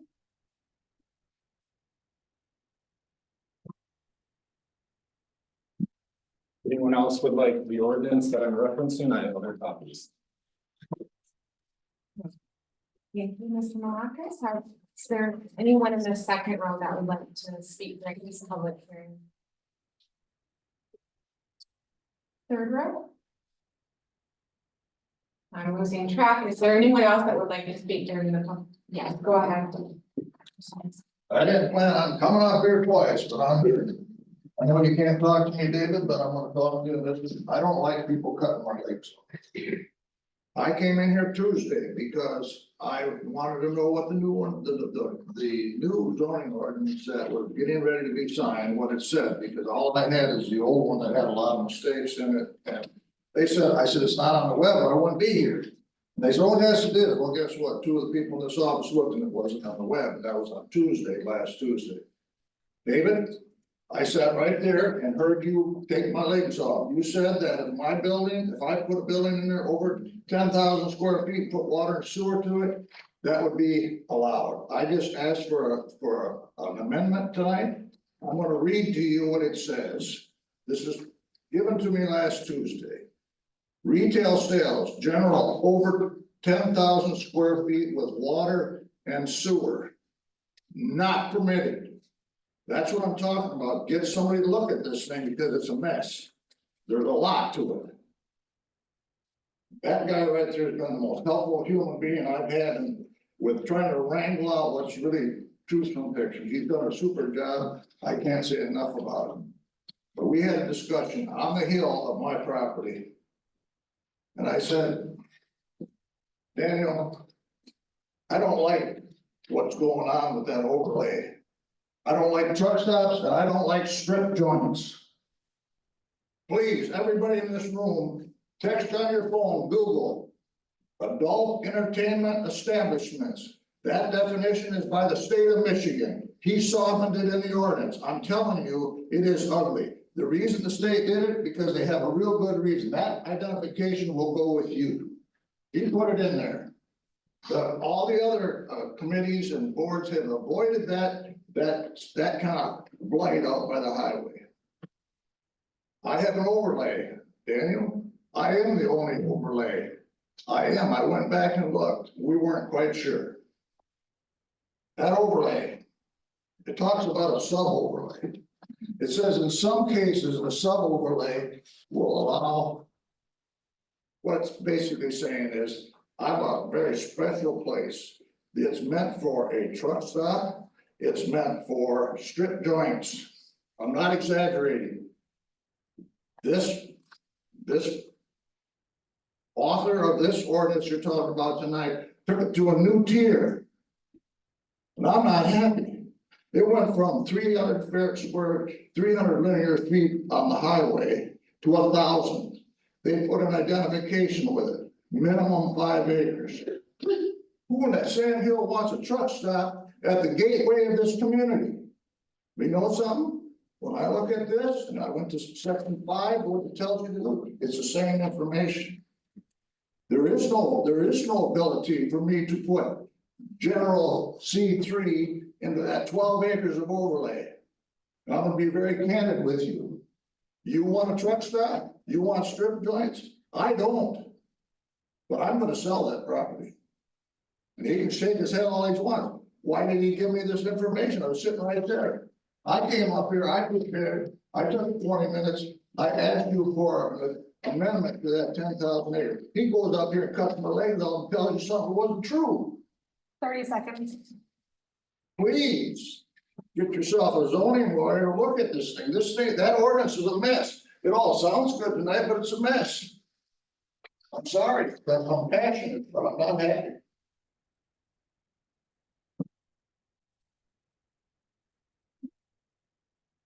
Is there anyone else that would like to speak during the public hearing? Go ahead, thank you.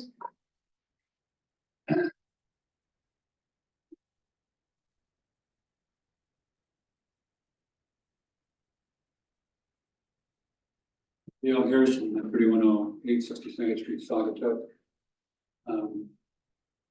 Years ago, the Night Rivers program was something I helped initiate with the DNR back in 1979. One of the important aspects of that was to provide larger lots, size requirements for building along the riverbanks. The part of the zoning ordinance that really kind of gets me kind of wondering what happened, because we talk about preserving and protecting the rural character of our township, woodland features, all the things that we care about that draws people to Saugatuck. Then in the R2 where I live, we're talking about changing the square footage requirements in the zoning from 65,000, which has been about 30 years, I guess, down to 40,000. Well, that's one thing. 65, and even the 65 excludes the road frontage, the street right away from the acreage computation. So it's actually even more damaging because the 40,000 doesn't exclude that. So, and then we haven't had any requirements in the ordinance. There was a prohibition about accessory dwelling units. Now, it's pretty clear that you can, in the proposed zoning ordinance, you can have 40,000 square feet, you can build a dwelling unit. Now, at 600 square feet, a reduction from 1,000, I think we really gotta go back to 1,000. If you talk to residential homeowners, that invested $350,000, $400,000 in the property, they don't wanna see they don't wanna see two bungalows next to them on a 40,000 square foot lot. So you get the accessory dwelling unit, 600 square feet. You get the primary dwelling unit, 600 square feet. You're gonna magnify the build out scenario in the R2 and throughout the township by almost a factor of 3. So if we've got 3,000 parcels in the township now, which John indicated, I went to the elegant information system mapping people today to get some data. So these accessory dwelling units are going to eventually become Airbnbs or bed and breakfast units. There's no way to control it. We have all kinds of issues with them now. 6%, John indicated our license. There's probably another, I don't know how many, but I know in discussions with staff that there's a lot of them we can't control. You open the door up to 40,000 square feet, 600 square feet, 2 units on 40,000 square feet. Nobody's going to be happy with this. This is one of the problems with the way the process works, and I'll try to make this fairly percent. When you go to change the zoning ordinance in my neighborhood, everybody gets a public notice that there's going to be that you can use a new ordinance in your neighborhood. You do a whole massive change, not everybody gets a notice. They get a notice as a big change in zoning ordinance, but you bypass a lot of the neighbors knowing what's going on. So that's from a public relations standpoint, that's a problem. 30 seconds. 30 seconds. So let's bring the 65,000 back in my neighborhood. I know that people want to have more density. I want less density. If I can't flip flop the R4 or the R2 with the L4, but yeah, let's put on hold this whole idea of trying to have these small 600 square foot dwelling units until we go through this review process. It was designed to help affordable care, not affordable care, but affordable housing in our township. There's a task force now that's just beginning the stages of looking at that. So let's put that on hold until a year from now, we go through the task force, we see what's affordable. Affordable now, you may not realize it's about $300,000. You know, 1,000 square foot house, plan on 225,000 plus the lot cost. Well, so affordable housing isn't 100,000, the 80,000 you think you can do with a 600 foot unit. Thanks for your time. Please put those on hold or table them until this review process for the task force is finished. Thank you. Are there others in the audience that would like to speak during the public hearing?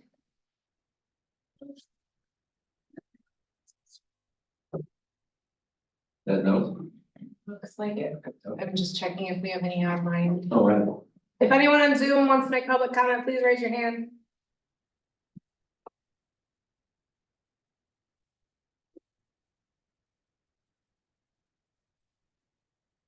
Going once. Going twice. No. We do have Lenny on, but okay, do you want to see if Lenny can unmute herself or we just be prepared to? Okay. Close the public. Okay. Go ahead and close the public hearing regarding the adoption of ordinance update. Resolution 2024. Sorry, there was someone online who wanted to speak. Oh. He said you didn't acknowledge him. There's nobody raising their hand. If there's somebody who wants to speak, you can unmute. Do you know his name? Joe Malakis. I don't see, oh, there's Joe. Can you ask Joe to unmute? I am. Okay. You should be able to. You can tell him we're asking him to unmute. Joe, you can go ahead and unmute and talk. I see his video. Now, Oh, there we go. There we go. can you hear me now? Yes, Joe. Okay. All right, well, I was trying to get unmuted, but I wasn't allowed to get unmuted. Joe Malakis, Live at 2887 Lakeshore Drive in the township. Been a township resident for 73 years. Served on the planning commission for 22 years. We're a property owner with some significant acreage in the R4. I'll use R4 because we all know R3B today is going to be R4.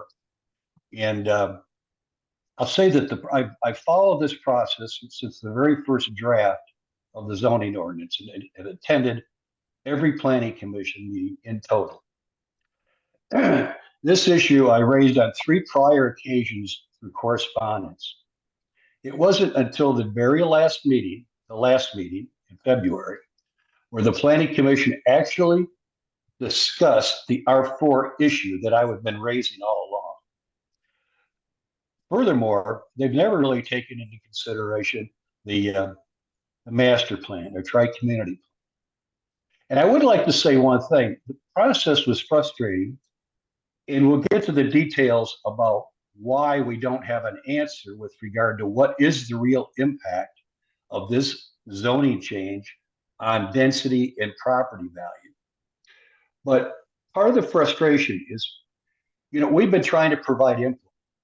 No one at the planning commission, not the consultant, not the zoning administrator, nobody took the time to sit down and figure out what the impact of this change from 40,000 square feet to 65,000 square feet means in terms of effective density. Now, here's the frustration. We provided the letter, our letter, and we hired the consultant, an engineer, civil engineering consultant, to take a look at this and see if we were wrong. He's confirmed it. In fact, our attorney confirms that our analysis and calculation of the density is correct. Now, your attorney had submitted a letter that took the different position. However, he didn't have all the information, didn't have the ordinance, didn't have the right minimum densities. And so we pointed that out specifically in our letter so that your attorney could review this new information to see if he's going to confirm or not confirm his original position. Now, Andrew just asked when he started if you had received any additional input. And your manager responded, no questions, no answers. How unfair is that? If you received input on this issue that we've raised and we've talked about, and you haven't shared it with us, shame on you. And he could have been told when he asked that question, yes, we did receive information. Here's a copy of the letter. Or, no, we haven't received any information. So let's get to the specifics. The impact is significant on our property. The question is, how is the density computed? Because the zoning administrator advised the planning commission that this change is basically has no effect, virtually the same. First, our computations show it is very significant. It is a negative impact on our property value and the use of our property. The problem is there's an ordinance that they're not getting that says right now R3B can have 40,000 square foot minimum, but you have to provide 35% open space. Our ordinances now have open space already. Your consultant said they're going to bring it in. It's there. That ordinance then refers to another section, section 40-190, because it's referred there because when they talk about the open space in the R3B, our existing ordinance, it says go to 40-190 with regard to open space parameters. And specifically in the open space section, the ordinance says you take the full parcel size, and then you make out some subtractions and so forth. That's how you determine density. Now, I haven't heard anyone, your consultant, your zoning administrator, or your attorney address that and say, well, we've looked at it, or that's right, or that's wrong. Here you guys are asked to make a major change in your zoning ordinance. And I haven't heard any response. We haven't received a response on it. And that's very disappointing. As I say, the master plan was never talked about at the planning commission, even though I raised it on several occasions. And as Andrew had mentioned, the master plan says development should be southwest of the city of Douglas. That area should be medium to high density residential. And that R4 district is exactly what the master plan is talking about. So they've ignored the master plan. And I don't think you can move forward and make this kind of a change to your density, and which will have an impact, negative impact on us without having more information. You got 30 seconds, Joe. Yeah, okay. So what you really need to do is, I can't imagine you all feel you have enough information to make the decision, is you ought to defer the decision on this issue of changing the density. And if there's an interest to change density in our R4 somewhere, then you look at that later. You keep the density the way it is now. As in my letter, that alternative, keep the 40,000 square foot density. You'll still get a 25 to 43% decrease in density even by doing that. If you want to come back later and re-examine the density of R4, then do it another time. But for now, I don't see how you could possibly make a decision to change that density. And you've just gone the other way in R2, by the way. You just decreased R2, or at least it's being recommended that you decrease R2 from 65 to 40. And now and this recommendation is to increase R4 from 40 to 65. So I really ask you to take it serious. This is a big issue, and either defer or let it stay the way it is and come back another time. Thank you. Thank you. All right, one last chance before I close the hearing for anybody to speak that hasn't. For anybody online.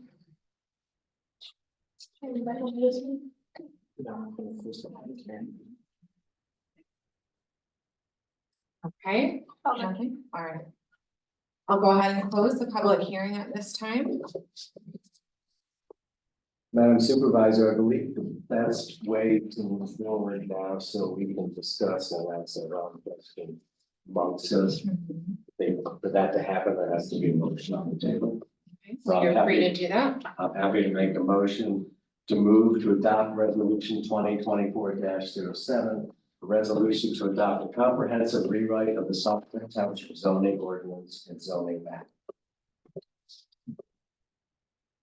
Motion by Homer. I will support. Support by Marcy. Okay, so this is time for discussion, so for deliberation on the board, for asking questions of Ms. Wells and Mr. Jurassic. So Planner Wells is still with it. I think so. She is. Do you want to ask her to unmute? Can we see her? Yeah, hold on. Can we get some on the screen? We hear her. We'd like to see. I'm on the screen. We're trying to get you up there, Lene. They've been on the screen previously. There we are. You might be able to pin her. Yeah, I'm happy to answer any questions you have. I can also share screen. A couple of things, you know, I can pull up our master plan. I wanted to quote a couple things from it. And if you have specific questions, I'm happy to answer some and go through density if you'd like. Well, I'd like to ask, since you brought up master plan and we've had comments from the public today, if you want me to wait. I was just gonna suggest, since the couple of questions we heard today was about the density and the comparison. We're all a lot of. And I think I can answer a lot of that right now. And that's just the one thing I'd like to clear out before we move forward, just. Yeah, me too. And then we'll get to the. Yes, because you were brought in, the only reason I wanted to state this now is just to have this on the record early, before this discussion goes any further, and then, and also because I personally, I received a letter from Mr. Malinakis, and that stated I think the 11th, and then from Naderveld, from Mr. Molnar on the 12th. So I got this yesterday and was able to, in my mind, I took an objective review of it because there's several conversations that happened here or other venues that I wasn't part of. So, I just wanted, and I did give an opinion today at 1:30 AM, on this topic based on my review of it. I think the entire, and respectfully, I believe the entire argument is based on a misinterpretation of the zoning ordinance. And this was confirmed today by the township attorney, and township planner, Lynn Wells. And I just want to explain that quickly. The only zoning district that allows for density bonuses under 40-190 is A2. That is the only district that allows for this 40% density bonus. R3B does not have a density bonus, and so let me explain why. The other zoning, there are actually 3 zoning districts that reference 40-190, and so it's R3B, R1, and R2, and it's all as it relates to the calculation of open space area and its regulation. So this doesn't mean that all 3 of these zoning districts have the same opportunity as A2 to be able to preserve open space and then get a 40% density bonus. It's just not true. It only applies to A2. The other zoning districts reference it as it relates to specifically the calculation of open space and its regulation. This means that the 35% open space required in order to have 40,000 square foot lots in a plat or condo in R3B as well as R2 and R1 is calculated by using 40-190 F2A, and then it's regulated, such as the open space restrictions, by 40-190 F2B through G, and as well as U. So they can argue that the R3, the area that R3B can benefit from a 40% density bonus, but we just are not interpreting that matter. There's no option for it. It's referring to 4190 only for how you can classify your open space and how you regulate your open space. The section that's referenced in the letter from Nader Bell, which references specifically the paragraph ahead of it, which is not at all applicable. The only reason why 4190 is stated at all is because 3 districts are allowed for smaller lots with flats or site condos if you have X number of open space. And they're only referring to 4190 is to avoid repeating that same information over and over again in 3 separate chapters. So they're saying within this section of 4190 is how you determine what open space is, how we classify open space, and this is how you treat it. There's no provision for density bonuses in these districts. So, I mean, also, like, we removed the entire everything in 4190 in this new ordinance. There's no reference to it whatsoever. We have now only an open space development option, which is required by state law, which is preserve 50%, get your same density on the other 50%. And you have a PUD, which you have a density bonus of 25% based on certain circumstances. But I think we just simply don't agree with the entire calculation they provided and their interpreted right to have 40% density bonus. It's just not accurate. So they're claiming a loss under the new ordinance provisions that does not exist. So.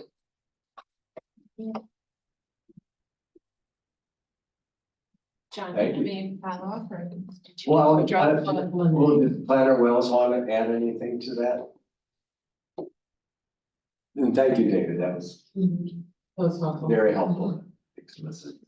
Ms. Wells, did you hear? Yeah, hi. Okay, Yes, I sorry, did. I don't know if Okay, you hi. could hear John's question. Yeah, I'll thank let him you. restate it.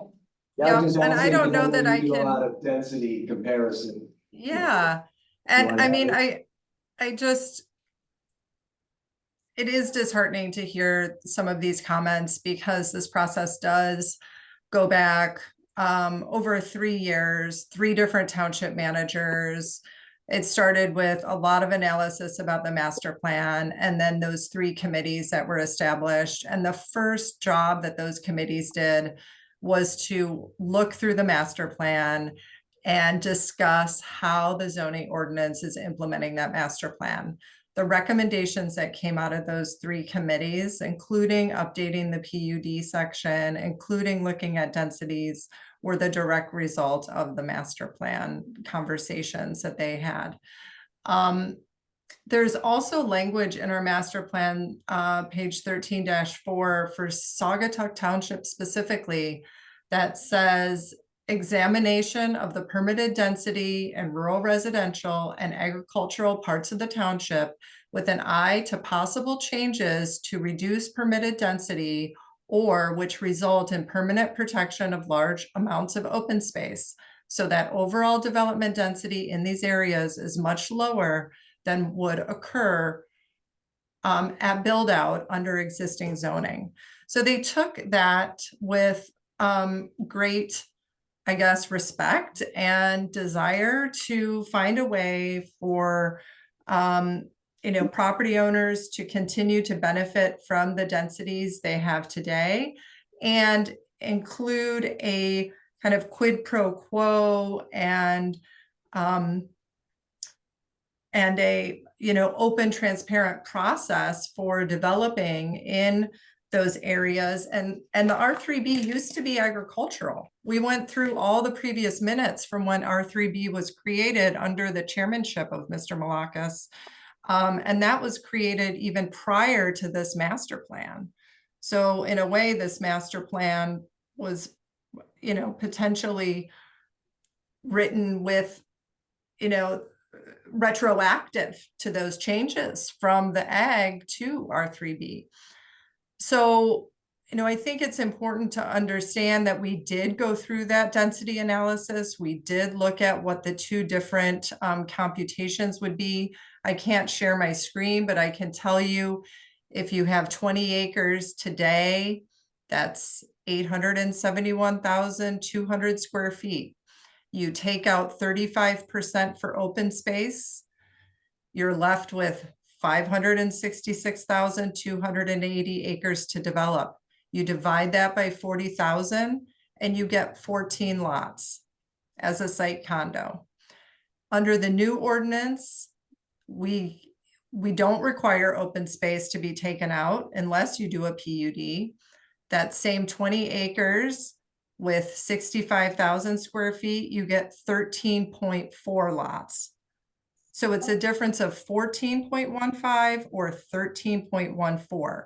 When I made the comment that it was a very small difference, we're looking at, half a lot as a difference. So, I wasn't trying to characterize it as not being a change, but, as a site condo, that is, in my mind, not a significant adjustment. In our new ordinance, we offer the option for a PUD. If they decide to do the PUD, they start with those 13.4 lots. If they meet qualifications, they're eligible for up to 25% more lots, which would then give them 16.75 lots. So that's almost three, potentially three more lots than what they could do today. So we feel very comfortable and confident about that calculation and that approach. The uses were also discussed. Yes, we do not allow duplex in the new R4. What we do allow is accessory dwelling units. So we weren't ignorant to that fact. We know that, but we wanted to offer a different residential typology with the accessory dwelling unit that still gives you 2 units per lot.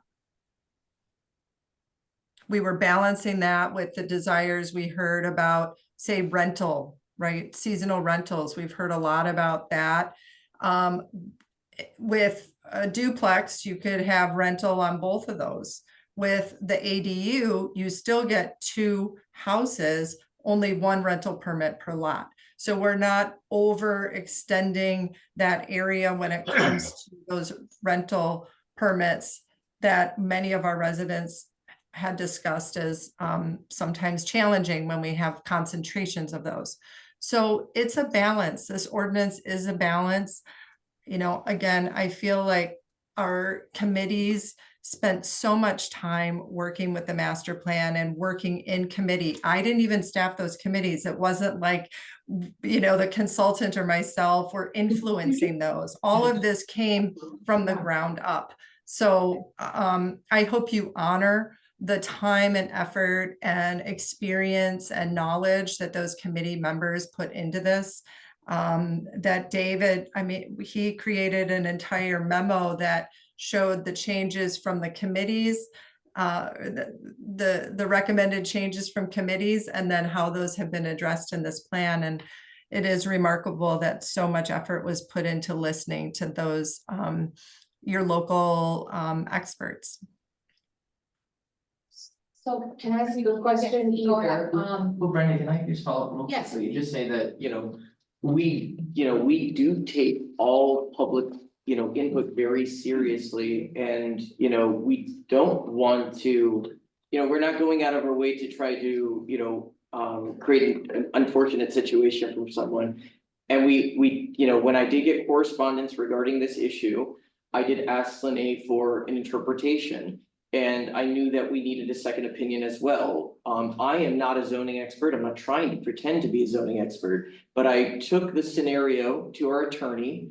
I did not provide a ton of background information because I did not want to, try to create a scenario for him. And Nick provided us a memo, which was included, in your packet. And I think you all know this, that when we're working with our attorneys, we do have the option to have things be confidential. And I purposely requested that the memo be something that's digestible to the public. So we're being as transparent as possible. And that was our attorney's interpretation, which did coincide with our zoning administrators. We did get another letter, which I shared with all of you, which included a letter from a property owner and interpretation or a determination from Naderveld, which again was shared with the attorney. And this was a quick turnaround. We got this about 4 p.m. yesterday. You know that we're a very busy community. That was shared right away. David responded at 1:36 in the morning. I think that as soon as I did that, I shared it with you at 5:30 in the morning. We are working really hard to respond to these issues. And our attorney got back to us and said, I agree with the interpretation provided by your zoning consultant and your zoning administrator. So it's not like we are not being careless. We're taking this very seriously. We're being very responsive. I was always going to reveal that information. We do have decorum. We do have a process. We cannot answer questions during public comment, but we can respond to them right now. So we did get a very, we did get a response from our attorney, which, and I shared it with you all too, that confirms the interpretation of the zoning administrator and the zoning consultant. Okay, now, I don't have, I've read everything. Here's my question. It sounds to me like when you said, David, when the 40-190 is only in one place, correct? Instead of, should it have been attached to the other three? Is there any way to make it clearer? And I'm not saying in order to approve it or not approve it.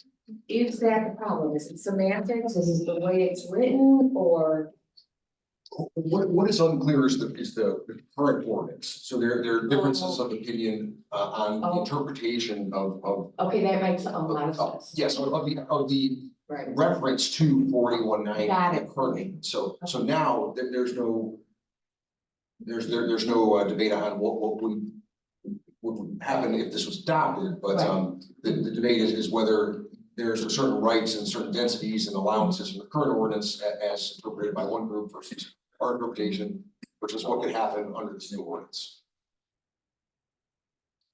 Can I say something real quick? Thank you, Lene. I think that we understand what you said, but you're so good at articulating it, and I couldn't articulate it like that, but I get it. And I mean, I understand it. I just also want to add to this that when we started this, I was the planning chair, and it wasn't just that we were looking at the master plan, but we also read books on small towns. And we also brought in a small town developer and planner that had done fabulous things in Grand Rapids and Grand Haven, Spring Lake. And we liked what he had done. And so he came in too. Ryan, I think his name was, Kilpatrick. Oh, the housing, yeah. Yeah, and I think a lot of people respect what he's done, and he helped guide us along in our initial journey, and we didn't pick these teams randomly either. Every person on planning went through the master plan and said, this is what I feel is the most important. And those areas just stood out. And we said, okay, we're gonna tackle all 4 of them. Can you guys commit to it? Can we get community members involved? And I want to just say that when we got community members involved, you know, we put that out in a publication. And when we still wanted more and we wanted people invested in the community, we started asking people to participate. So we went out and did the ask too. And then when we had community forums, if people didn't come in and participate, we went to them directly and said, we need you. We need your input. And so I think there was a lot of work done in 2020, I mean. Yeah. 2020 for this project, not just looking at the master plan, but it was a complete review on how do we approach it. So I'm just grateful to the planning commission back then who made these determinations. Thank you, Clerk Israel. Yeah, I like I'm sorry that- I know it's out of order, but I'd like to the same make analysis. a further comment, Dale, I'm talking now, thank you. It's not protocol. Did you want to say something first? Because I just wanted to No, I- underscore something. I just wanted to. Clerk Israel start her comments. So I just want to underscore, and I know we've said this more than once, it's been a 4-year process. We kicked the whole thing off with stakeholder meetings. I think we had 40 or 50 stakeholders that were invited in this over the course of several days before we went to the next step, which were the 3 advisory committees.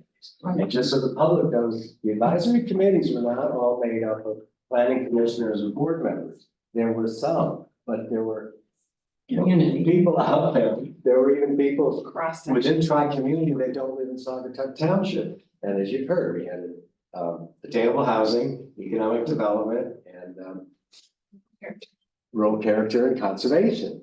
And these committees started meeting in June of 2021 and met every month. Even when we were locked out of the building, we kept meeting. Then, and you've heard this, the steering committee was met. Steering committee also had a cross section of planning commissioners, board members, staff, and met. I don't even know how many months that was, but that was a long. And that was during our construction, and we had to have meetings at the Ivy House, and things like that. We had to get committees where we met, but everything was open to the public, and public came. And then it's just towards the very end run, few people, very vocal people started to pay more attention, but this isn't new and it hasn't been rushed. And I really want to thank everything Dave has done and Renee has done, Daniel has done, and what Becky did previously. I was proud to be the chair of one of the advisory committees. I'm proud to be the board's rep on the planning commission. That's a lot of meetings over the last 4 years amongst us. And I just want to underscore that again. Say thank you to everyone I just mentioned. Hopefully I didn't leave anyone out. Thank you, Treasurer Homer. Other questions or discussion, deliberation? I have a specific question, David. Can the ADU be attached? Or does it have to be unattached?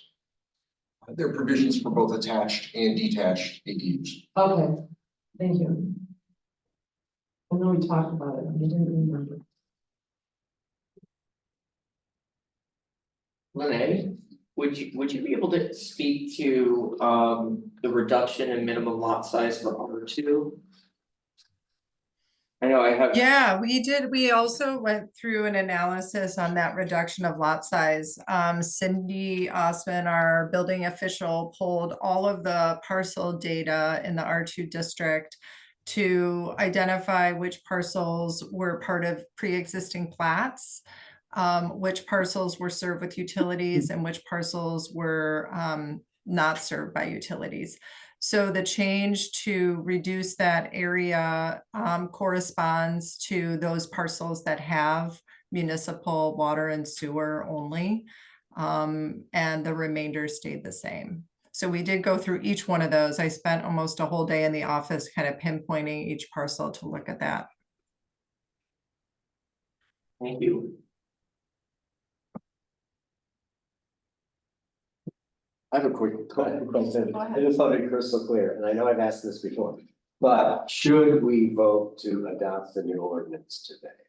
Will that effectively end the current moratorium on commercial projects, or is that a separate action? It won't end the moratorium until, it takes 30 days to go into effect. And at that point, the moratorium will be over. So we have 30 more days from the point of adoption before the moratorium is lifted, yeah. And will it be automatic after 30 days, or will that have to come before the board? I can find, I'm just If I the curious, answer- 'cause I know we've had to extend it sometimes Yeah. because of weather conditions and meetings being canceled. That has not been our intent to slow things. No, it is not, yeah.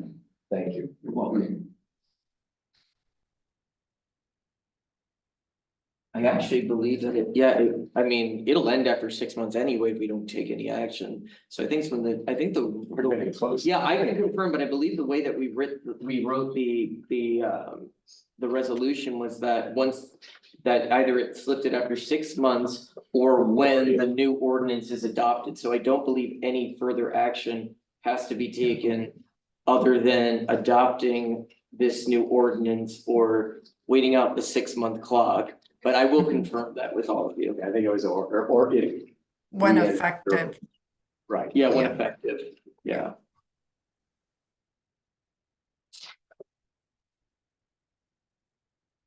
Any further discussion? I think I have one just that I'd like to talk about,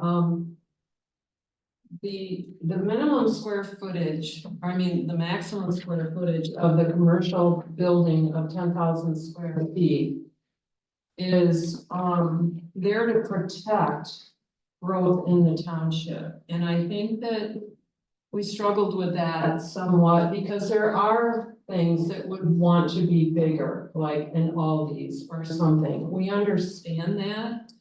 But I think that if you look at that maximum square footage requirement and then look at getting a special approval use for a land development, I can't, it's hard for me to think that anyone in the township or on the planning commission would not approve something that's beneficial to the community. And I can say that from experience. I had a parcel that was commercial and I had someone very interested in locking it up and willing to pay a whole lot more money. But I appreciate the restrictions we have. And now we have mini golf instead, so, anyway, I don't want you to feel like you're limited and locked out because of that. I think everyone is really open to projects that serve the community and are good for the community. And I appreciate hearing that from you, Mr. Saugatuck, that that's your intent too, and I know that. You've always been that kind of guy, so I just wanted to add that. But we've changed a lot in 20 years in this community, and this We just stated that if it has water and sewer and it's over 10,000, it can be over 10,000 feet. That was a false statement on his part. Mr. Stives, please don't interrupt the board's discussion right now. I'm weary. I try to work with you. Anyway, I'd like to make a comment and thank my colleague for bringing up that issue. We also reached out to neighboring townships to see what their maximum square footage was on commercial buildings. Ganges, for example, on their main corridor, is 5,000. It was even smaller. So I think we were generous, and as you point out, there are other ways to look at specific projects. As we had done with the mini golf. And I think everyone loves that, that's what's there now. We're champions. I don't, Thank you, John. You said it better than I do. No, you did it very well. I don't wanna speak out of turn, but Lene, is there any, I mean, I'm just thinking about where we're allowing square footage over 10,000 feet, and I believe that's in the industrial. And I'm just thinking of I'm thinking of the interstate overlay, which crosses C3 and I1 only at the north exit. Is there some sort of flexibility there where we might take out the over 10,000 feet from all of I1 and perhaps limit it more, like be a little more like specific about where we might allow it? Now, it's just an idea, I'm just throwing it out there and I'm trying to step on anyone's toes. I like that thought. I think that would be something we would address after we've adopted the new one. Not to cut you off. No, but I mean, not. So, yeah, I mean, that, We're not here to make changes. that the, there's also, Daniel, the option for the PUD, right? If, you know, that's a large parcel that, the residents spoke about, there's other parcels in the C3 district. They could qualify for PUD and that might be that type of quid pro quo where planning commission sees, you know, there's open space being protected, there's other benefits above and beyond just, you know, your sort of strip commercial development, that there's, you know, probably shared parking, there are, you know, utilities are in place, and then that square footage could be modified during that PUD process because you can vary those dimensions through that. And that way we have the review by the planning commission, we have public hearing, we have open discussion about, you know, what that end result is. So there does seem to be some flexibility if we, Yeah. if someone decided to go through the PUD route. Through the PUD. And The you other, also go to the board. yes, exactly. And the other, you know, just again, to go back to the master plan, that same section, page 13-4, Saugatuck Township, specific priority recommendations, number 1 in the first bullet says, examination of the appropriate range of permitted uses, including mixed uses of property along Blue Star Highway. Pay special attention to not inadvertently undermine the integrity of local businesses in the city of Saugatuck and the city of the Village of Douglas. So that was sort of front and center, that came out of the work, you know, that's in the master plan. The committee reviewed that, they saw that, and they said, well, what could we do to help ensure that we're not sucking the commercial, you know, purchasing power by, you know, having one large scale business and then, you know, siphoning off what would otherwise be spent in the shops in those other towns. Thank you. Mm-hmm. Thank you. Okay. Anything else on this subject? Oh, wait, there's one thing, I wanted to point this out because it was very intentional what we did, and John knows that, Treasurer Helmrich knows this, and Clerk Israels knows this about setting the minimum square footage for homes and setting the maximum square footage for ADUs. Where what we're doing is we're allowing for incremental development, so someone can come in now, and if they don't have the money, they can build a smaller home, knowing that at a later point, they can, if, you know, if they get a new job and they make a little more money, they can transition out, build a larger home, and that original home doesn't go to naught, it can become an ADU, which they can actually, you know, cite the income for getting, you know, a loan to build the larger home. So we are thinking about, you know, how do we help new people come into the community?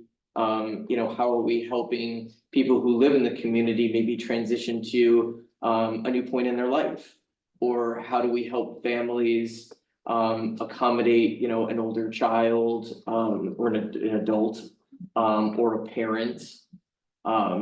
Or maybe someone who is a service worker in downtown Saugatuck or downtown Douglas. So I just wanted to point it out that the square footage was very intentional. It was not a random number. Can I take on to that really quickly?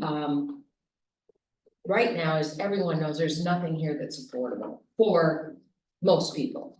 The little cabins along Allegan Road are, I think, $695 and $795 respectively, and they are tiny. They might be 700 square feet or so. But anyway, I have a 95-year-old mother-in-law, and I have a niece who's a quadriplegic. And I live in R2, and what I love about this is there is no place, if either of them have to be independent, and my mother-in-law it's gonna happen soon, because she's also legally blind, but there is nowhere to go. There is nowhere affordable. Countries like Australia do this, they drop a granny pot in, you put a person in it, you take them out. The other thing I like about the R2 zoning is you have to be in one of those units. So you're not gonna have 50 people in a bridal party holding a party there, I don't think. So I just wanted to say that until real estate starts to level out, or that I am very much, I would have liked to have been in the attainable housing group, but I was, at the time, we also had a roads group, and then we decided we really didn't need that because we were already concurrently working on safety issues on Blue Star Highway that we're moving forward on. So anyway, I just wanted to say that I'm just thrilled about the ADUs, and only because you have to be on the property. You can rent one or the other, you can rent both. Both. So I'm done. Thank you, trustee Marcy. One last call for further discussion or questions or deliberation. No, that helped a lot. Yes. Helped a lot. All right, we had a motion by Homer, support by Marcy. I will call the roll. Homer, Yes. Marcy, Yes. Clifford, yes, Israel. Yes.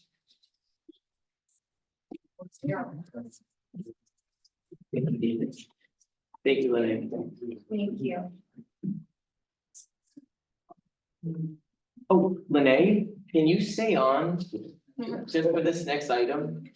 Yeah, I was just gonna ask if you wanted me to stay on for the parking Blue Star item. Yeah, I would. Oh, yeah, that would be good too. Yeah. What you make is plans, cemetery plans. Hopefully that will be it for it.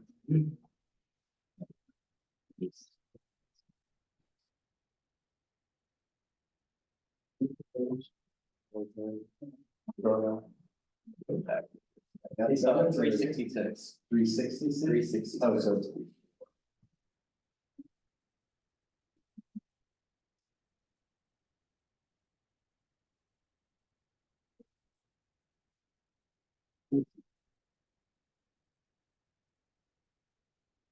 Okay.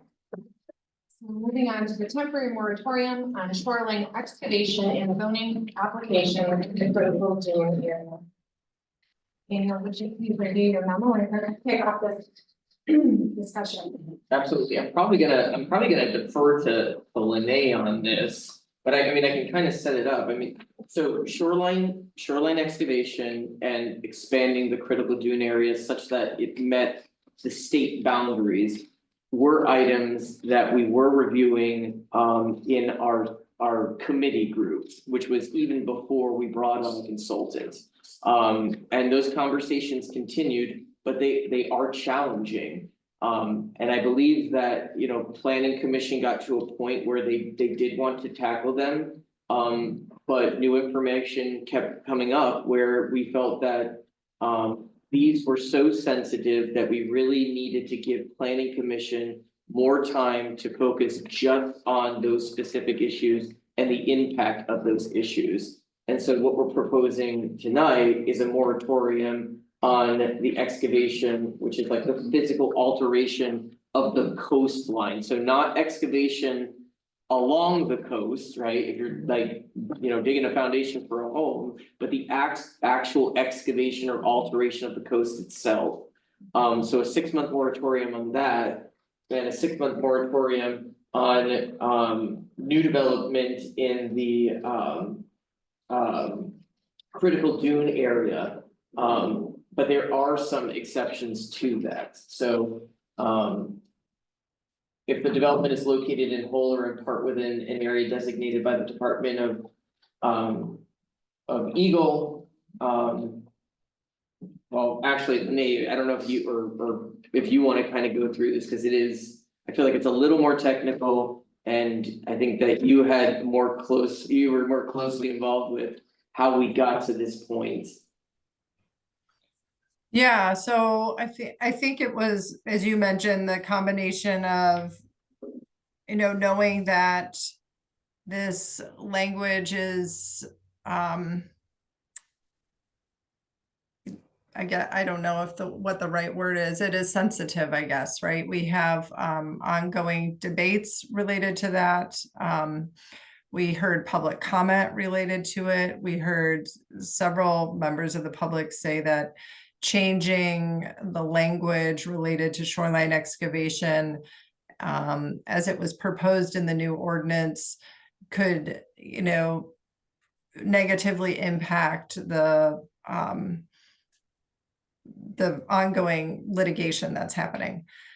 That and opinion from our township attorney. So all of that was taken by the planning commission, and the recommendation from the planning commission was to follow what our attorney suggested, was to keep the language that's in our current ordinance related to shoreline excavation, as well as keep the language in our current ordinance related to the applicability of the critical dune overlay. And so the planning commission decided that that was the path moving forward. So the ordinance that you just adopted parallels what was in our current ordinance. And then the path forward, because we know that we need to clarify that language. I mean, there is debate on that language. I've seen, newspaper articles and ads in the paper and yard signs, about that in no event language. We've had conversations with property owners in the critical dune related to private roads and land division and minimum lot size. And, we realize that we want to do it right and take the time to have the singular focus on those two items. So what you just adopted parallels what we had in the previous ordinance. And then the request is that we take 6 months. So this moratorium would be in place for any new development that hasn't been that doesn't comply with the ordinance. And that we take that 6 months to review and suggest some ordinance changes, and having that as kind of our singular focus moving forward. I'm sure people are interested in how we're going to do that, what the process might be. We're going to be talking internally, staff, planning commission chairperson, and others about how do we move forward with our charge on those two items. But we haven't come up with that process yet, but we will soon. So we're also exempting out of this moratorium. So development that is not subject. So any development that's subject to the consent judgment that's in place, that would not apply to this moratorium. And development that is regulated as critical dune would not apply to this moratorium either.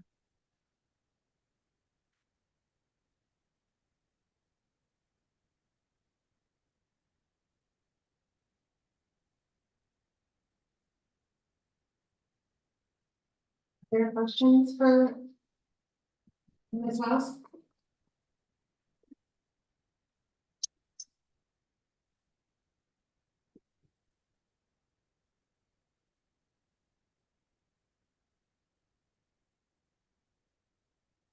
like to make a motion? No. Anybody like to make? a Yeah, I will. Can I ask- So, I do have one question. Oh, go ahead. Is there I know it says temporary moratorium. Is there a reason we don't state 6 months, or is it because they're kind of fluid?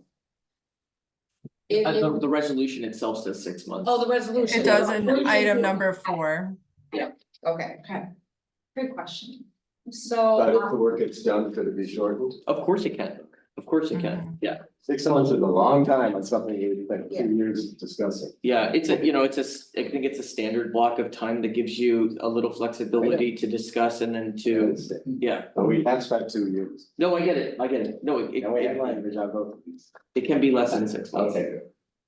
I would like to move to adopt ordinance 2024-01 to oppose a temporary moratorium on the acceptance of new building and zoning applications for projects located within the state designated critical sand dune areas or that involve excavation or alteration of the Lake Michigan shoreline.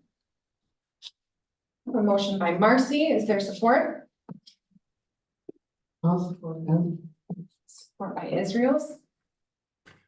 Further discussion? This was already approved by planning, correct? It was recommended by planning, correct? Okay, I just wanted to make sure. Good point. Yeah. Okay, that's great. Okay, motion by Marcy, support by Israel's. Any further discussion? Hearing none, I'll call the roll. Marcy? Yes. Israel's? Yes. Hummer? Yes. Bigford, yes.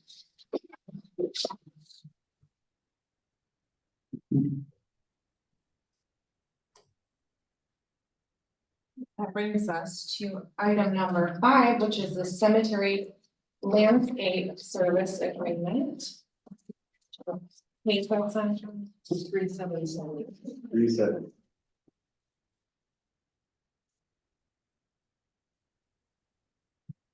Okay, and we talked about this last month. This is just the final step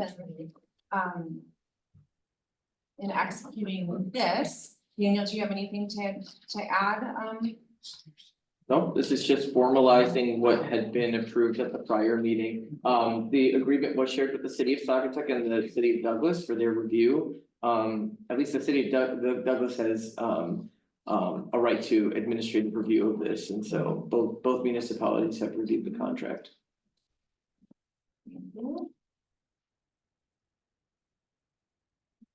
Can entertain a motion? I'll move to execute the contractor services agreement with Heavener Property Services for a 3-year term commencing on April 1, 2024 and expiring on March 31, 2027. I'll support. Motion by Israel, support by Helmut. Further discussion? Hearing none, I'll call the roll. Israel's? Yes. Helmut? Yes. Bigford, yes. Marcy? Yes.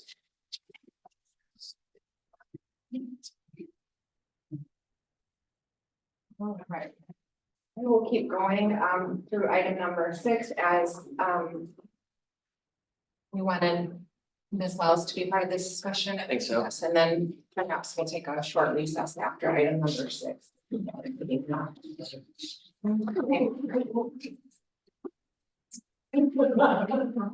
Oh, no recess. Okay, Sure. no parking along Blue Star Highway Resolution 2024-08.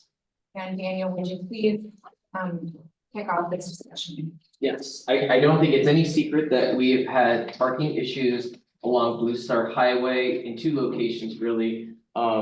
North of the city of Saugatuck and then south of exit 36. We have very much so struggled with this issue. There are no posted signs for no parking, so technically parking is allowed, no parking is not enforceable.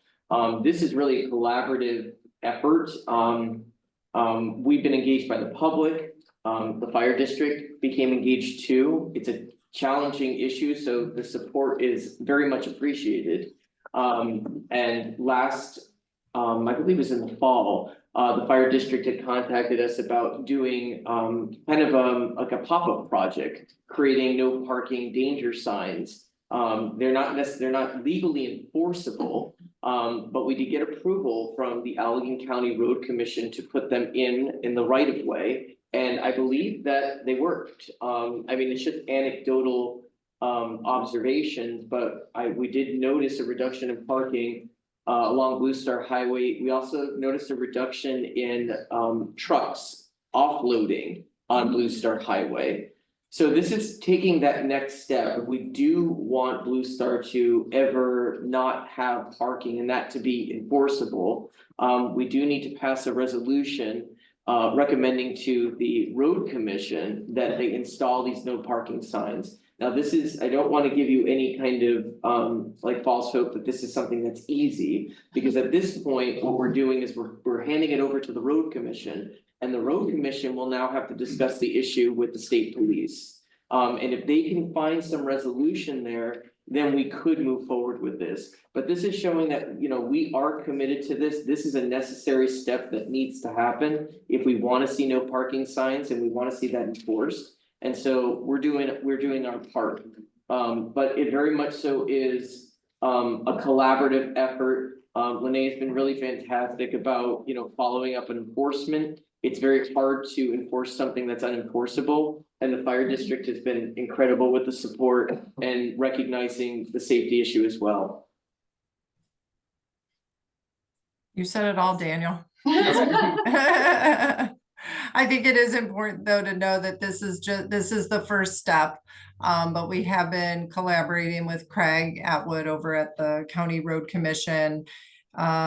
He said he provided us a template for this resolution. And he said you know, should it pass, please send it along right away and we'll get it in front of our board. It's definitely a safety issue for sure. And, you know, economic development as well. You know, we want to make sure that folks know how to get in and out of businesses, how loading and unloading of materials and equipment can happen, how trash can be removed in safe ways. We don't want to see people backing out onto Red Arrow Highway. So this is the first Blue of Star, the first. Blue Star. Oh, we were on Red Arrow yesterday. That was yesterday. Blue Star. Yeah, that was also a very good day, but yeah. It was a very good day. Yeah, we got it.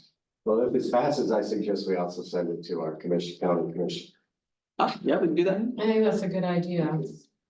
He had a sway with the road commission. Yes, So the county commission, he's here to help us. that's a good idea.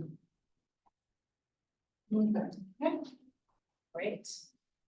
Would you like a motion? I would. As our roads liaison, Yeah. I move to adopt resolution 2024-08, a resolution to request the installation of no parking along Blue Star Highway by the Allegan County Road Commission. Motion by Marcy, is there support? I'll support. Support by Israel's. Further discussion? Hearing none, I'll call the roll. Marcy? Yes. Israel's? Yes. Hummer? Yes. Bigford, yes. 4-0. Okay, I would suggest that we take a very short recess and reconvene at 8:55.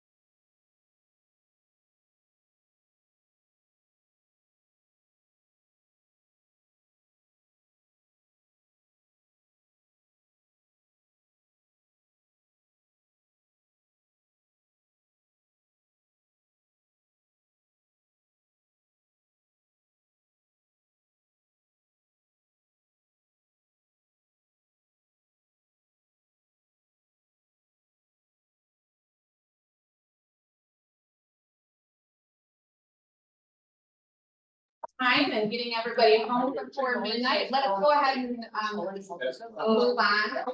Yes.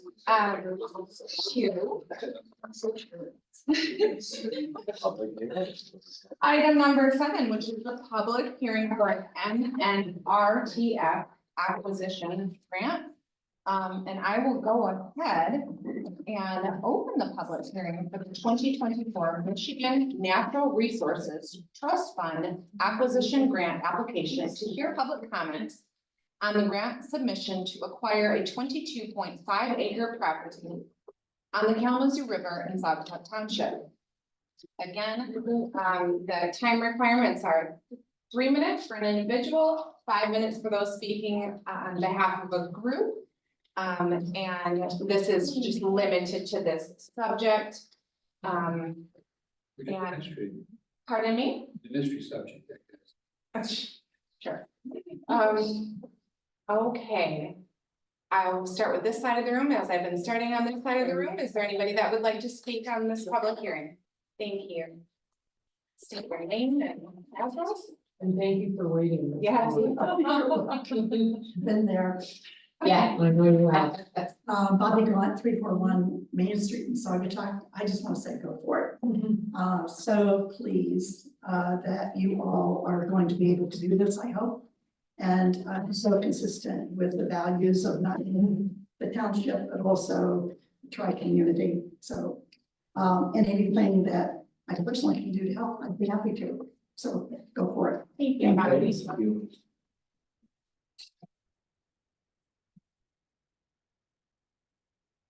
Colleen Anderson, I live in Saugatuck City, 567 Warwick Drive.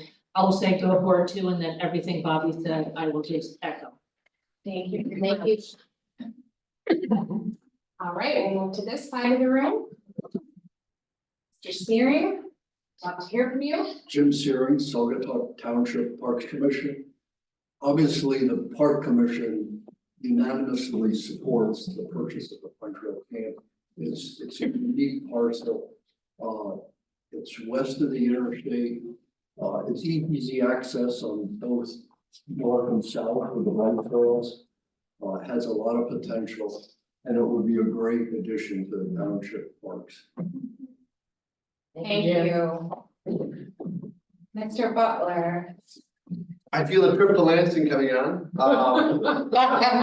Yeah. I look forward to it. I have the same suit, same tie. And we will, I won't come back up for the second public hearing that we will be going on that topic. And I hope you all, I don't know how many of you recognize it, but Holly Anderson is one of the newest members of the City of Saugatuck Council. So, yes, we're going again. Yeah.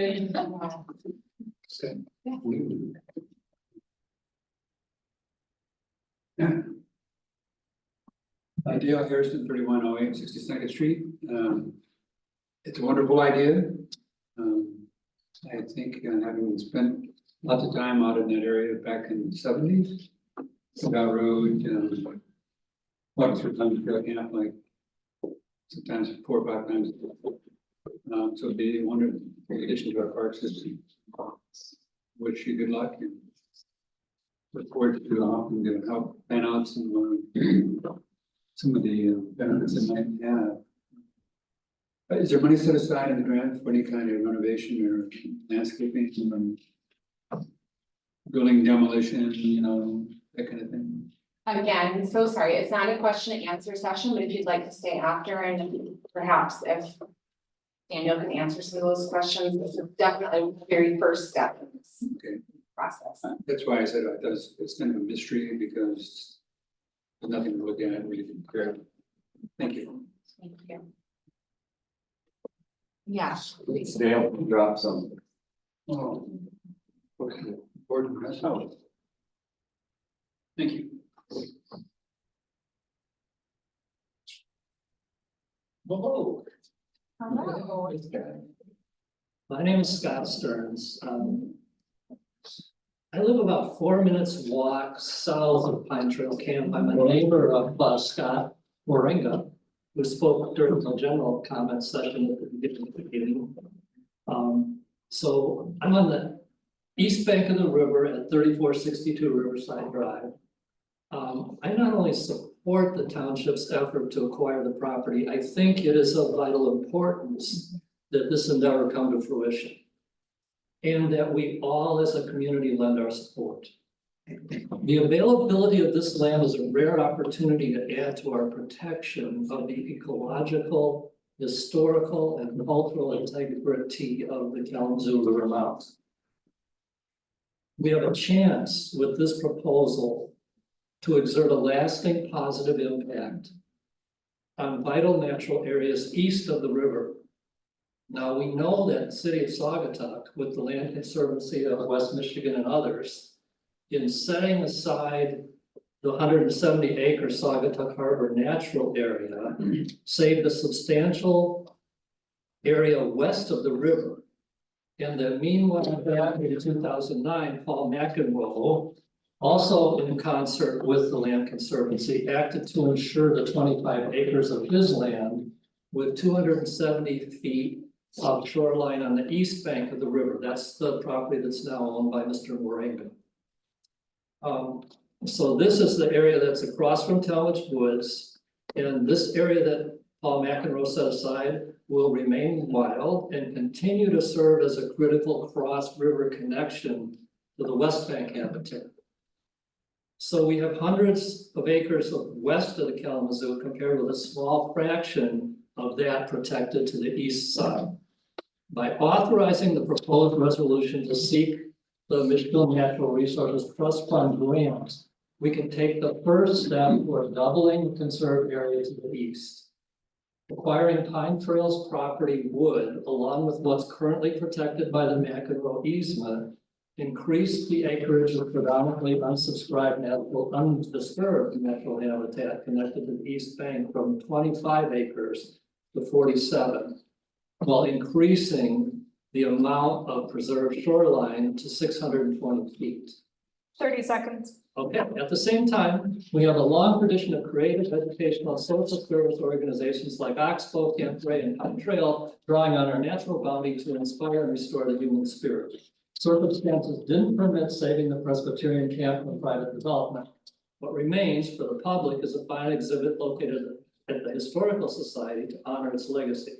Purchasing the Pine Trail property is our chance to assuage this loss and go further. Acquiring this land for a preserve and park will ensure that generations to come can enjoy the outdoor traditions that these camps represent. Thank you.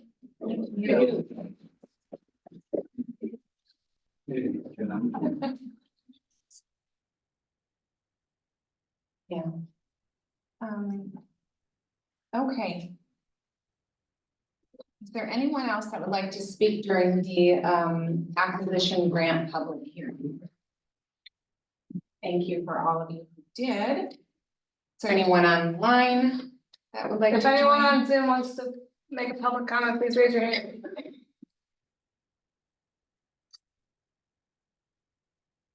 Going once. Going twice. No. Okay, I'm gonna go ahead and close the public hearing regarding the MNRTF acquisition grant. And move directly into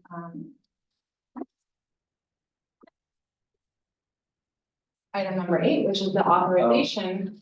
Pardon? And I make a push. No, we have to do it as a separate agenda item. Separate, oh, It's a grant requirement. okay. Oh, then that gonna be the next one.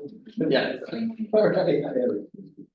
Okay, so item number 8 is the authorization, the submission of the MNRTF grant resolution 2024-09. Okay. Amy, would you lead us through this memo? Absolutely. So the township was very recently offered an opportunity to purchase 22.25 acre property along the Kalamazoo River, which I think most people know as Pine Trail Camp.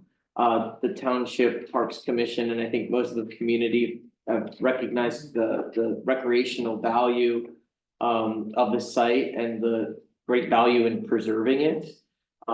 we would like an opportunity to do that. This was brought to the Parks Commission and they unanimously passed a resolution supporting the township board, authorizing the submission of a Michigan Natural Resources Trust Fund grant in the acquisition track to purchase this property. It's a great grant program, which would provide 75% of the purchase price. We do have access to a few appraisals, so we have an idea of what it would cost. And very fortunately, the community supported, I guess itself, but the Parks Commission and this body in approving the Parks and Trails millage in November of 2022. And now we have the ability to utilize those funds in meeting the match of the grant. So the resolution before you enables staff to move forward and authorizes us to submit a trust fund grant to acquire the 22.25 acres of Pine Trail Camp located along the Kalamazoo River in Saugatuck Township. Do we know what cycle this would be in? This would be in cycle, I don't even know what the year it is, 2024, cycle 2024. So we would apply by April 1st. And then we would get an indication of our preliminary score in early to mid-September.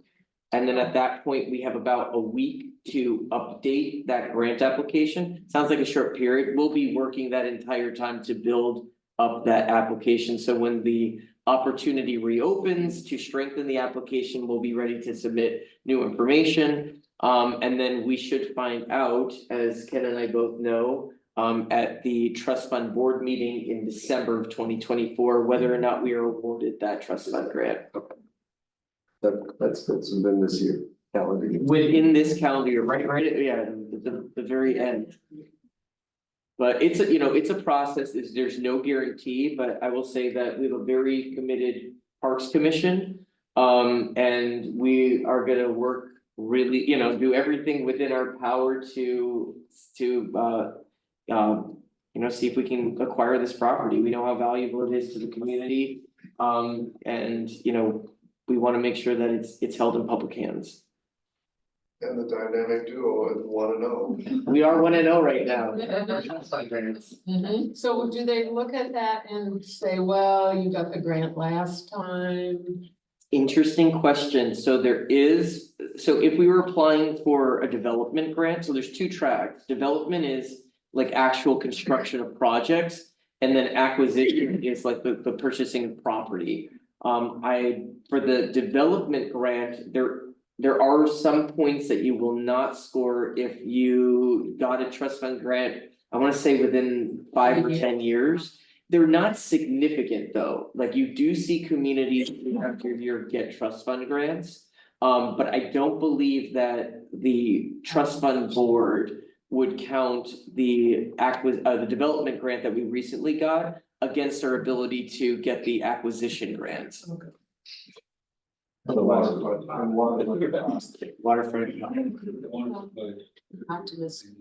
The optimistic. So yeah, we're gonna do what we can to secure it. And we did already meet with the DNR, and so we got some indications of how we can strengthen that application. But there's a lot of moving parts. I think anyone who's ever acquired property knows there's a lot of moving parts to do it, and there's just that many more moving parts in this case. But we're gonna do whatever we can to secure the acquisition.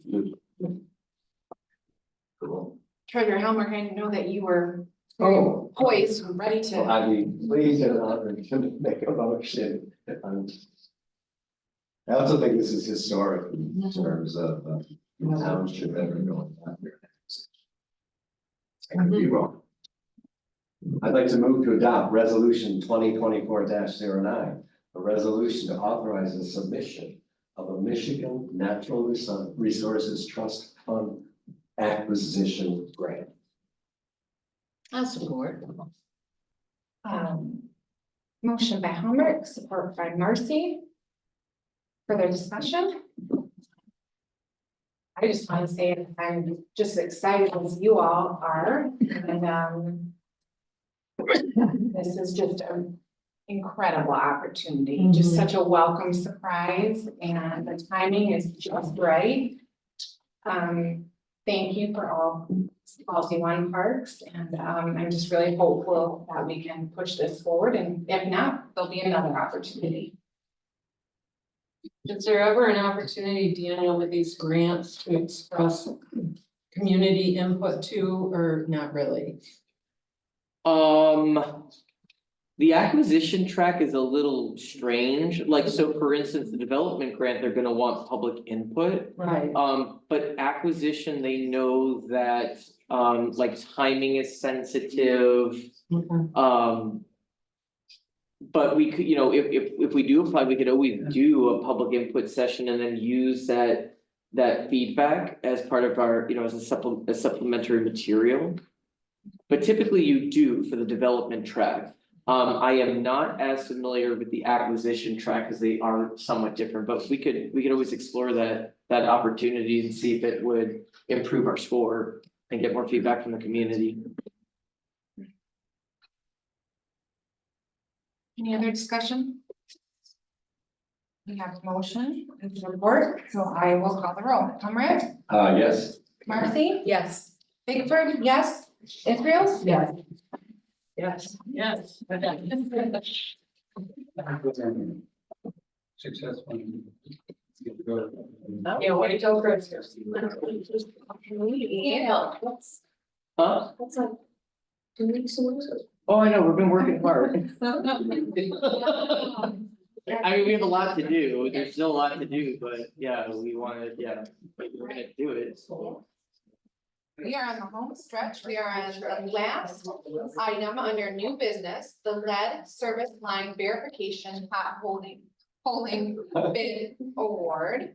Again, this is, we have discussed this on other occasions, and I believe that this is,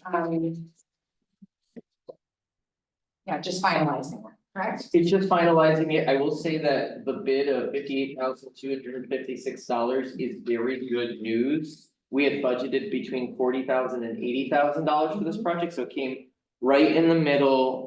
We're way within what we had budgeted for this project.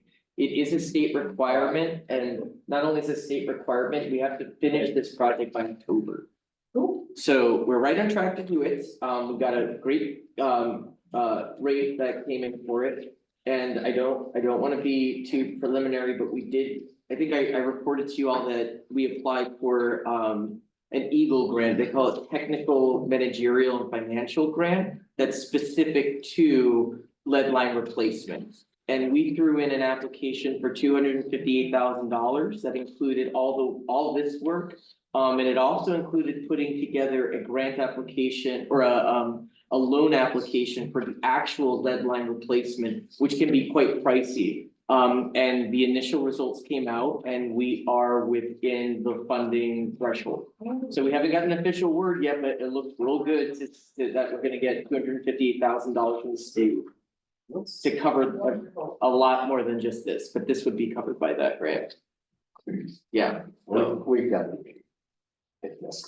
Yeah, we budgeted for this, it's in the budget, so that's just kind of like the icing on the cake.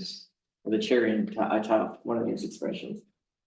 Do we have any idea or sense of where the work will where? We will, so that's part of the process, so now, Prent and Newhoff are gonna identify.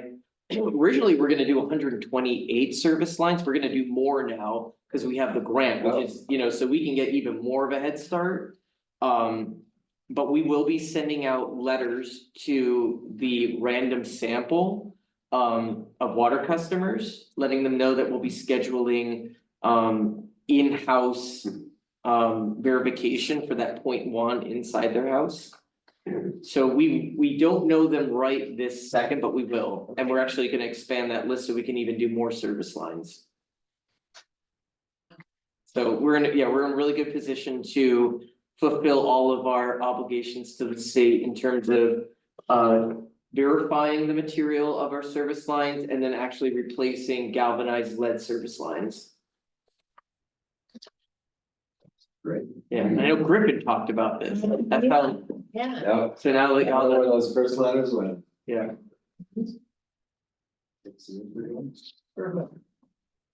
Cool. I would entertain a motion. I will move to award Plumbers Environmental Services a contract. Is that what we're doing? Yes. Pothole, 128 water service lines at $58,256 and issue a notice of award. Is there support? I'll support. Motion by Israel, support by Marcy.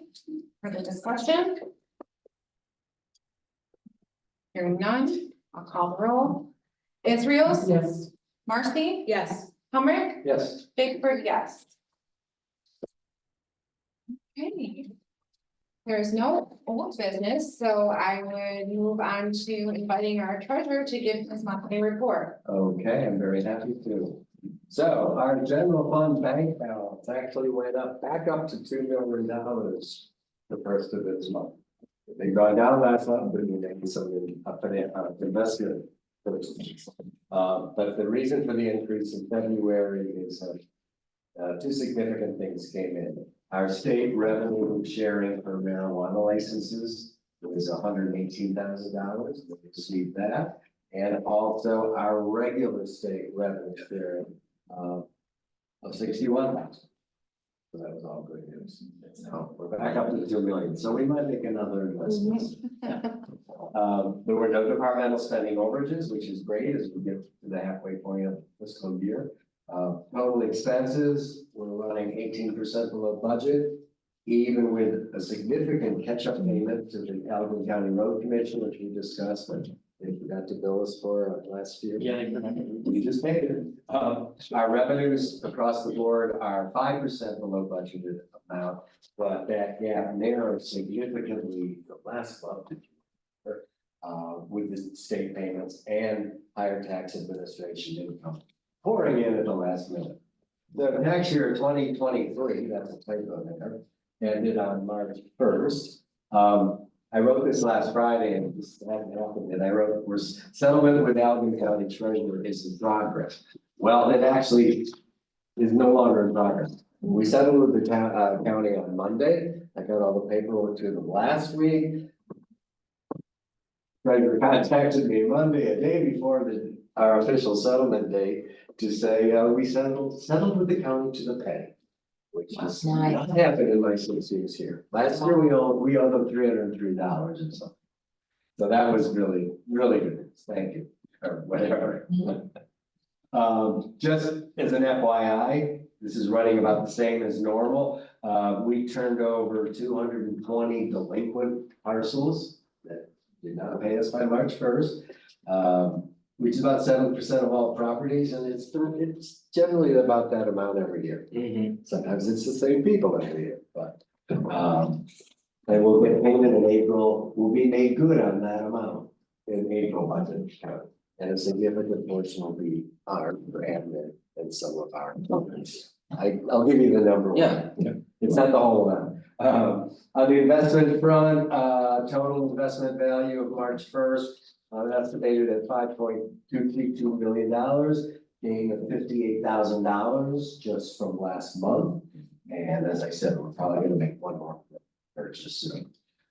Just I have to say this because we voted in the consent agenda. That included 3 disbursements made to our tax partners for winter tax. One was for 661,000 plus, one was for 2.89 million, and that was the big one. And then the last one was only $64,000. There will be 2 more though made in March and 1 in April to close it off. And I'm just going to report that the treasurer's transition is in place. It's going smoothly. I've been here a lot the last 2 weeks because our interim person is on vacation, but it's okay. I got to do the settlement. That's okay. And the hiring committee has met. We've set timeline and hopeful dates on the process, and let's hopefully stick through it. We'll do our best. I know we will. So. Questions? No. Okay. Good job, John. Yeah. Is there a planning commission report? Oh, I don't think we need one. We're gonna do all this. I agree, but no. I'll second that. Yeah, but I just wanted to mention 2 things relative to the planning commission. and we talked about this, but two of our commissioners are, their terms are up in June. In June. So Oh, good. I knew they were close. my suggestion is we consider posting those in April. Mhm. We don't even know if those Nobody two agreed. want another term, but that's fine, so we still post it. Right, right. And that's it. And Thank you for the reminder on that. now, the only thing I know you've all read the packet, but you know, we did have several letters and we got more tonight relative to the permit. Mhm. So it's about them. Let's see where this goes next. Okay, thank you. Okay. He is, before he goes, I can just interject if that's okay. I was gonna save it for open board report, but we know that the manager position is often complicated, technical, lots of, you know, unexpected developments, long hours, and I think that this past month or maybe a little bit longer has been Arduous. that, yes, arduous, that and then some. So, I just want to commend you and thank you for maintaining your like servant attitude and your positive, you know, you stay the course and you see it through and do the right thing. And, we are just very fortunate to have you. So I appreciate that. I really do. Thank you. you're welcome. Here, All right, so go ahead. I'm going to give you the highlights. We are, our Blue Star Highway Safe Street master planning with Progressive AE is progressing nicely.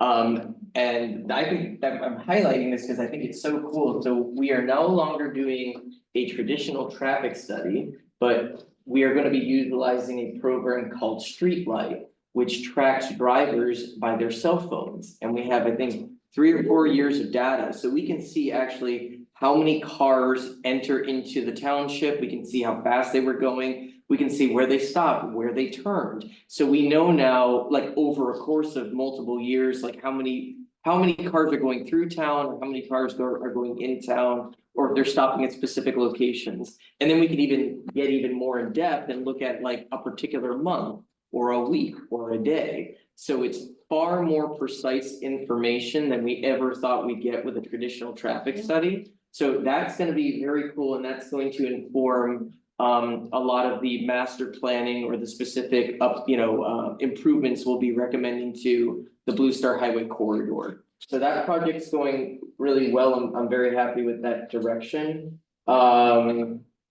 We're continuing with the repair to the bike trail north of the fire station. We're working with property owners right now to secure easements, so we're trying to get that all squared away before the summer hits. Lene had mentioned this, but Lene and the director of the road commission, Craig Atwood, and I went down to Union Pier. I think it was yesterday. It was yesterday. It was yesterday, and we had a great time. I mean, they've really been incredibly proactive with developing the Red Arrow Highway. And it's a great example because Union Pier is actually an unincorporated village that's, essentially is under the purview of Chickaming Township. So it's a great example of a township pioneering corridor improvements. We were able to meet with their supervisor and their director of parks and got to ask them a lot of questions. We've asked a lot of people on the street what they thought about the improvements. So I think it was inspiring for all three of us. And now we're kind of coming fresh with ideas back to that Safe Street Master Planning Committee. We did hold the pre-construction meeting for the water main extension on Wiley Road. That's been a long time in the works, but it's finally happening, and hopefully those folks will have water by May 5th. That's the completion date. Going on, Parks adopted 2 resolutions, one to approve a trust fund development grant for the development of 2.5 miles of non-motorized trail from 129th Avenue to 124th Avenue in the township. Following up on that, the Douglas, the Friends of the Blue Star Trail, the township, Friend of New Hope all met, and the decision was that the deadline for submission is so close that it would be best if we put our efforts into focusing on the TAP grant application, which is due in October, and then identifying ways to lower the cost of the project, because it came in very high. So one way we can do that is to do a wetland delineation to see, what is actually wetland, what we could work with, get a more accurate estimate of cost. Another thing we could do is work with property owners to secure easements. So we could avoid some kind of sticky points in the trail. So that's what we're doing right now. So we're not moving forward with the application of the trust fund. But we are on track to apply for the TAP grant in October, and then we'll apply for the trust fund that following year, in April 2025. But they did pass the resolution to acquire Pine Trail Camp, and which you authorized, which is amazing. I'm working with Prine and Newhoff tomorrow on master planning for future road improvement projects and also for non-motorized trails and sidewalks in the township. We did a great session with parks. We had Prine and Newhoff was really nice and made this huge map for us. So we just sat around with highlighters and kind of marked out where we wanted to have, see bike trails and things like that. I got some input from the Safe Roads Committee. So we'll be starting that tomorrow. And I'm just gonna skip ahead to the annual household hazardous waste event. Planning has started, so we'll probably come with a specific ask at the next meeting. But we are anticipating another $10,000 contribution from the Rotary Club. Okay. Very good. Thank you, Tim. All right.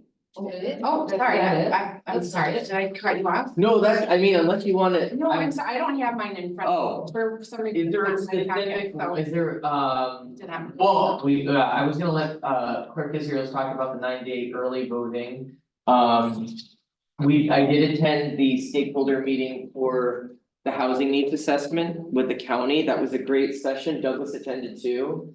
I'm trying to think what else. Still working with GEI and the Kalamazoo River trustees to start to come up with more I guess conceptual plans for improvements at River Bluff Park so that we could reapply for another grant to actually do those improvements. Yeah, I think that's kind of it.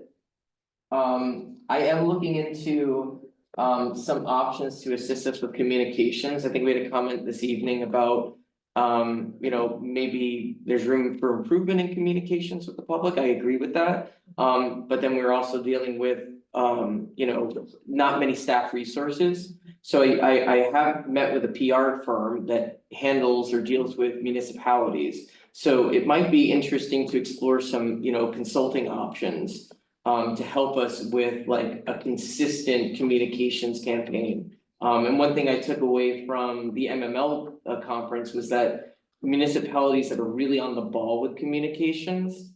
Number one, they have staff and they're spending a lot of money on it. But number two, approach it with, they communicate right from the beginning of the project, they communicate at specific milestones. And that helps them draw in more people for public input sessions. And, people feel more comfortable and invested the whole way through, as opposed to just communicating either at the beginning or the end. So to be a little more intentional with how we communicate, and just improve the quality of that communication, I think that if we brought in an outside firm, they could, help us come up with a plan and, maximize, our communications. Yeah. I like that too. Well, I totally support furthering communication and getting people more involved, especially on the onset of these projects. I would like to point out that we have made a lot of progress in this area. We have not ignored it. From when we started, John and I, 6 years ago, there wasn't, we didn't have e-blast, we didn't have social media, we didn't have, a great website. We really lacked. So we've made a lot of progress in this area, but I agree we could, we could do better. And you're totally right. We have all the right stuff. Like the new website is fantastic. People comment all the time about how, the e-blast and how they never got information before. And the PR firm we talked with actually gave a lot of kudos to Morgan for her consistently posting on Facebook and social media. So yeah, we've made a lot of steps. So it's about kind of, yeah, like taking all that good stuff and taking it to the next level. How do we do that? And getting press coverage, And getting some press coverage. because you gotta hand it to them if you want to get it. Yes. Done now. Yeah, I'm totally done. Wow, that was a great report. We'll Wow. start, board report, can we start with you, trustee Murphy? Yes, I would just like to say so many things. How much time do we have? As long as you want. 3 minutes. I am just so impressed with all the work. Again, the planning commission has done on those ordinances. It's amazing to me. And I just want to add kudos to Daniel too, because honestly, I don't know how he does it.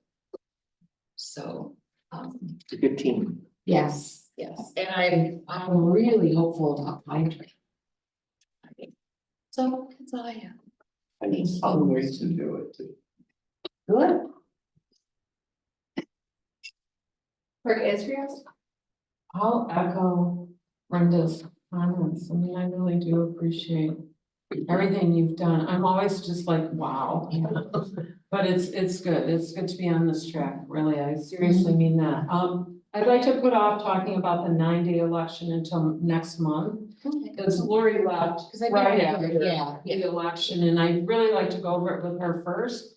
And then we'll just have a report for you next time. But I do want to acknowledge this AV counting board was awesome. John did a great job, Brenda did a great job, Daniel supported us through the way. And Morgan helped us every time we asked, so. Staff here was, and Stacy too, who's not here, but I really appreciated staff being there, but we also had 20 community members work the election, so, they're all wonderful election workers and they were very committed, so thank you to all of them too. Many thanks to you and Deputy Clerk Babinski, who's taking a much needed vacation.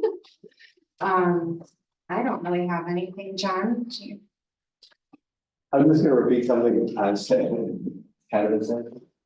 But I feel like we should be having a toast tonight. Because we did adopt a new revised zoning ordinance. So I want to thank everyone at this table and then overlap because Becky for years, when it started, she was chair of the planning commission. Daniel was a member of the planning commission. He then became a chair of one of the advisory committees. I was a chair of one of them, and Denise Webster was in the board of review of it.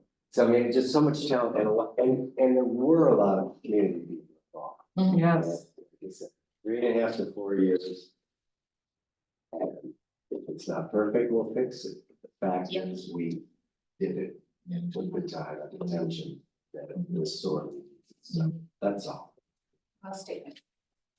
All right, that brings us to the public comments on the tail end of our meeting. Are there folks that want to go ahead?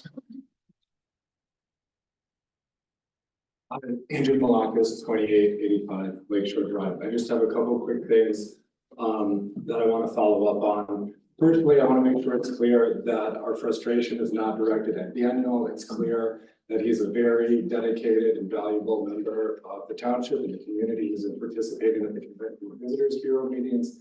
I think that's been very beneficial, and hopefully some greater benefit for the township will come out of that soon. Also, we know you all are basically volunteers and are here at almost 10 p.m. So we very much appreciate that. I don't want my frustration to be directed at you all.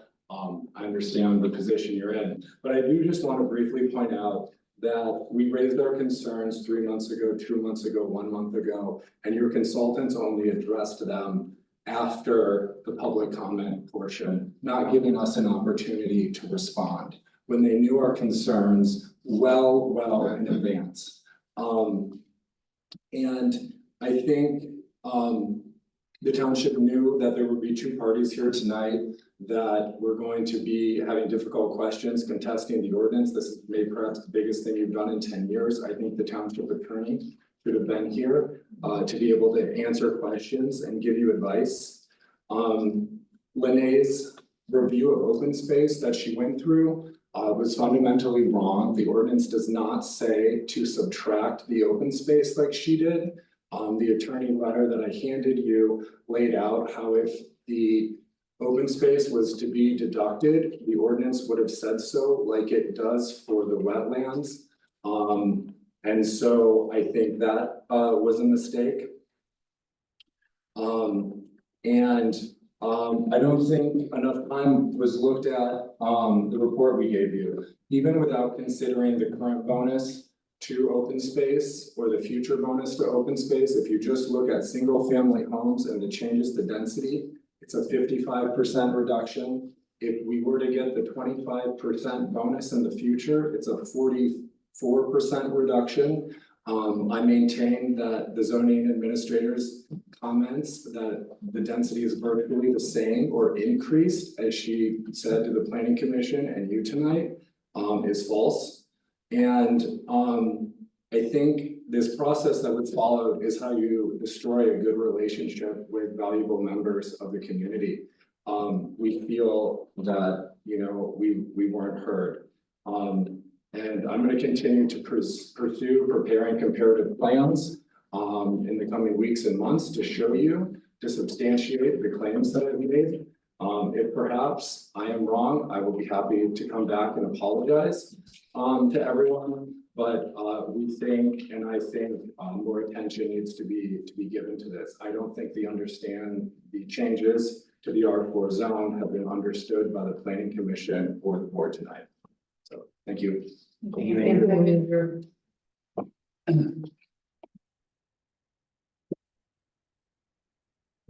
Well, hats off to you guys. I know you work hard. Dale Harris for 3108 62nd Street. You know, I've been on the planning commission on the board of appeals historically with the township, as has Joe Malakas and many others. And we reached a point in time, maybe 15 years ago, where we really thought we had the preservation and maintaining the rural character of the township pretty well taken care of, at least in the short term, maybe even in the long term. Now I understand Lene's comments that you guys have the right certainly to look at anything you want to about the ordinance and make decisions and back and forth. But what I am uncomfortable about, and you guys went through this density calculation for the R4, but here it is for the R2. 65,000 into the 20-acre parcel, 871,000 square feet, 13.5 units. 40,000 into the 871,000 square feet, 21.7 units. It's a 45% increase in density alone. Not to mention the small units that we're talking about. So, and I've been several calls, I was stunned, literally stunned when you changed the 65,000 square feet. I didn't find out about it till about 3 months ago. I mean, it just didn't make any sense. It still doesn't make any sense. You know, you gotta move forward, people work long hours and, you know, you gotta pass it, you gotta get moving. But when people, educated people, lawyers, for example, Joe's a lawyer, I'm a lawyer, when we come and we have these issues, what makes you think we haven't done our homework? You gotta give us more credibility than I felt today, and I'm speaking for myself here. I've gone through and done the build out scenario in part in the R2. I've done that. It's not very pretty. Nobody's gonna be happy about this 10 years down the road. We got twice as much traffic. 62nd Street, the road that you want to preserve and protect with the trees, with the Allegheny County Road Commission comes in and says, we're getting a lot of traffic complaints. It's dangerous. We're gonna widen it, we're making it into a thoroughfare. That's not protecting the rest of the natural resource values of the township, no offense. Maybe it'll make it a natural beauty road, that would provide some protection. We tried that, but believe it or not, the Allegheny County Road Commission isn't a real fond believer in natural beauty roads. Actually, I've had that experience on Lake Shore Central. Anyway, thanks for all you do. I'm gonna stay with this. I hope I can meet With Daniel, with you, of course, and maybe with Renee, once we settle into some of these figures and look at maybe we did overlook something and maybe we can fix it. That's my hope. Thank you. Thank you. Thank you. Hey. I think you. Are you saying goodbye? You are- No, no. Can I speak on anything on this? Absolutely. Anything? Yeah. What is the meaning of love? Or you could sing a song. Yeah. Don't do that. Hi, I'm Greg Janik. I live at 3208 Silver Acres Drive in Saugatuck Township. Resident and your fire chief. Daniel. Performance review request. I hope you take care of them. I've been here 23 years. I've worked with a lot of managers. Seen a lot of things happen. Number one, you're a stellar board. Make some tough decisions. Real tough decisions. A lot of people in the audience. They have some really valid points. This is not easy. I've been there. But I can share with you that Daniel, the integrity and professionalism, he motivates, inspires you. And I've never seen a working relationship with a manager that this fire district has with Daniel. So as your chief and as a resident, I hope you take care of him. Thank you. Thank you for being here tonight. Yes, thank you for being here. Yes. I'm gonna go and have dinner. Okay. And thank Deputy Haskell as well. Yes, thank you. We go. Yes. Of course you can, yeah. You're gonna go to eat dinner at Bodie's. Thank you, everybody. Sir, would you like to speak? No, I'm just. Okay. Yeah, I just like to know. All right. Thank you, Andrew. Anybody else online? Thank you. Does anybody on Zoom want to speak? Here, you might want to unmute Joe if he doesn't know how to mute himself for safety. Is he? Joe, do you want to speak? You should be able to unmute. He's staying. Do you want to try to unmute him?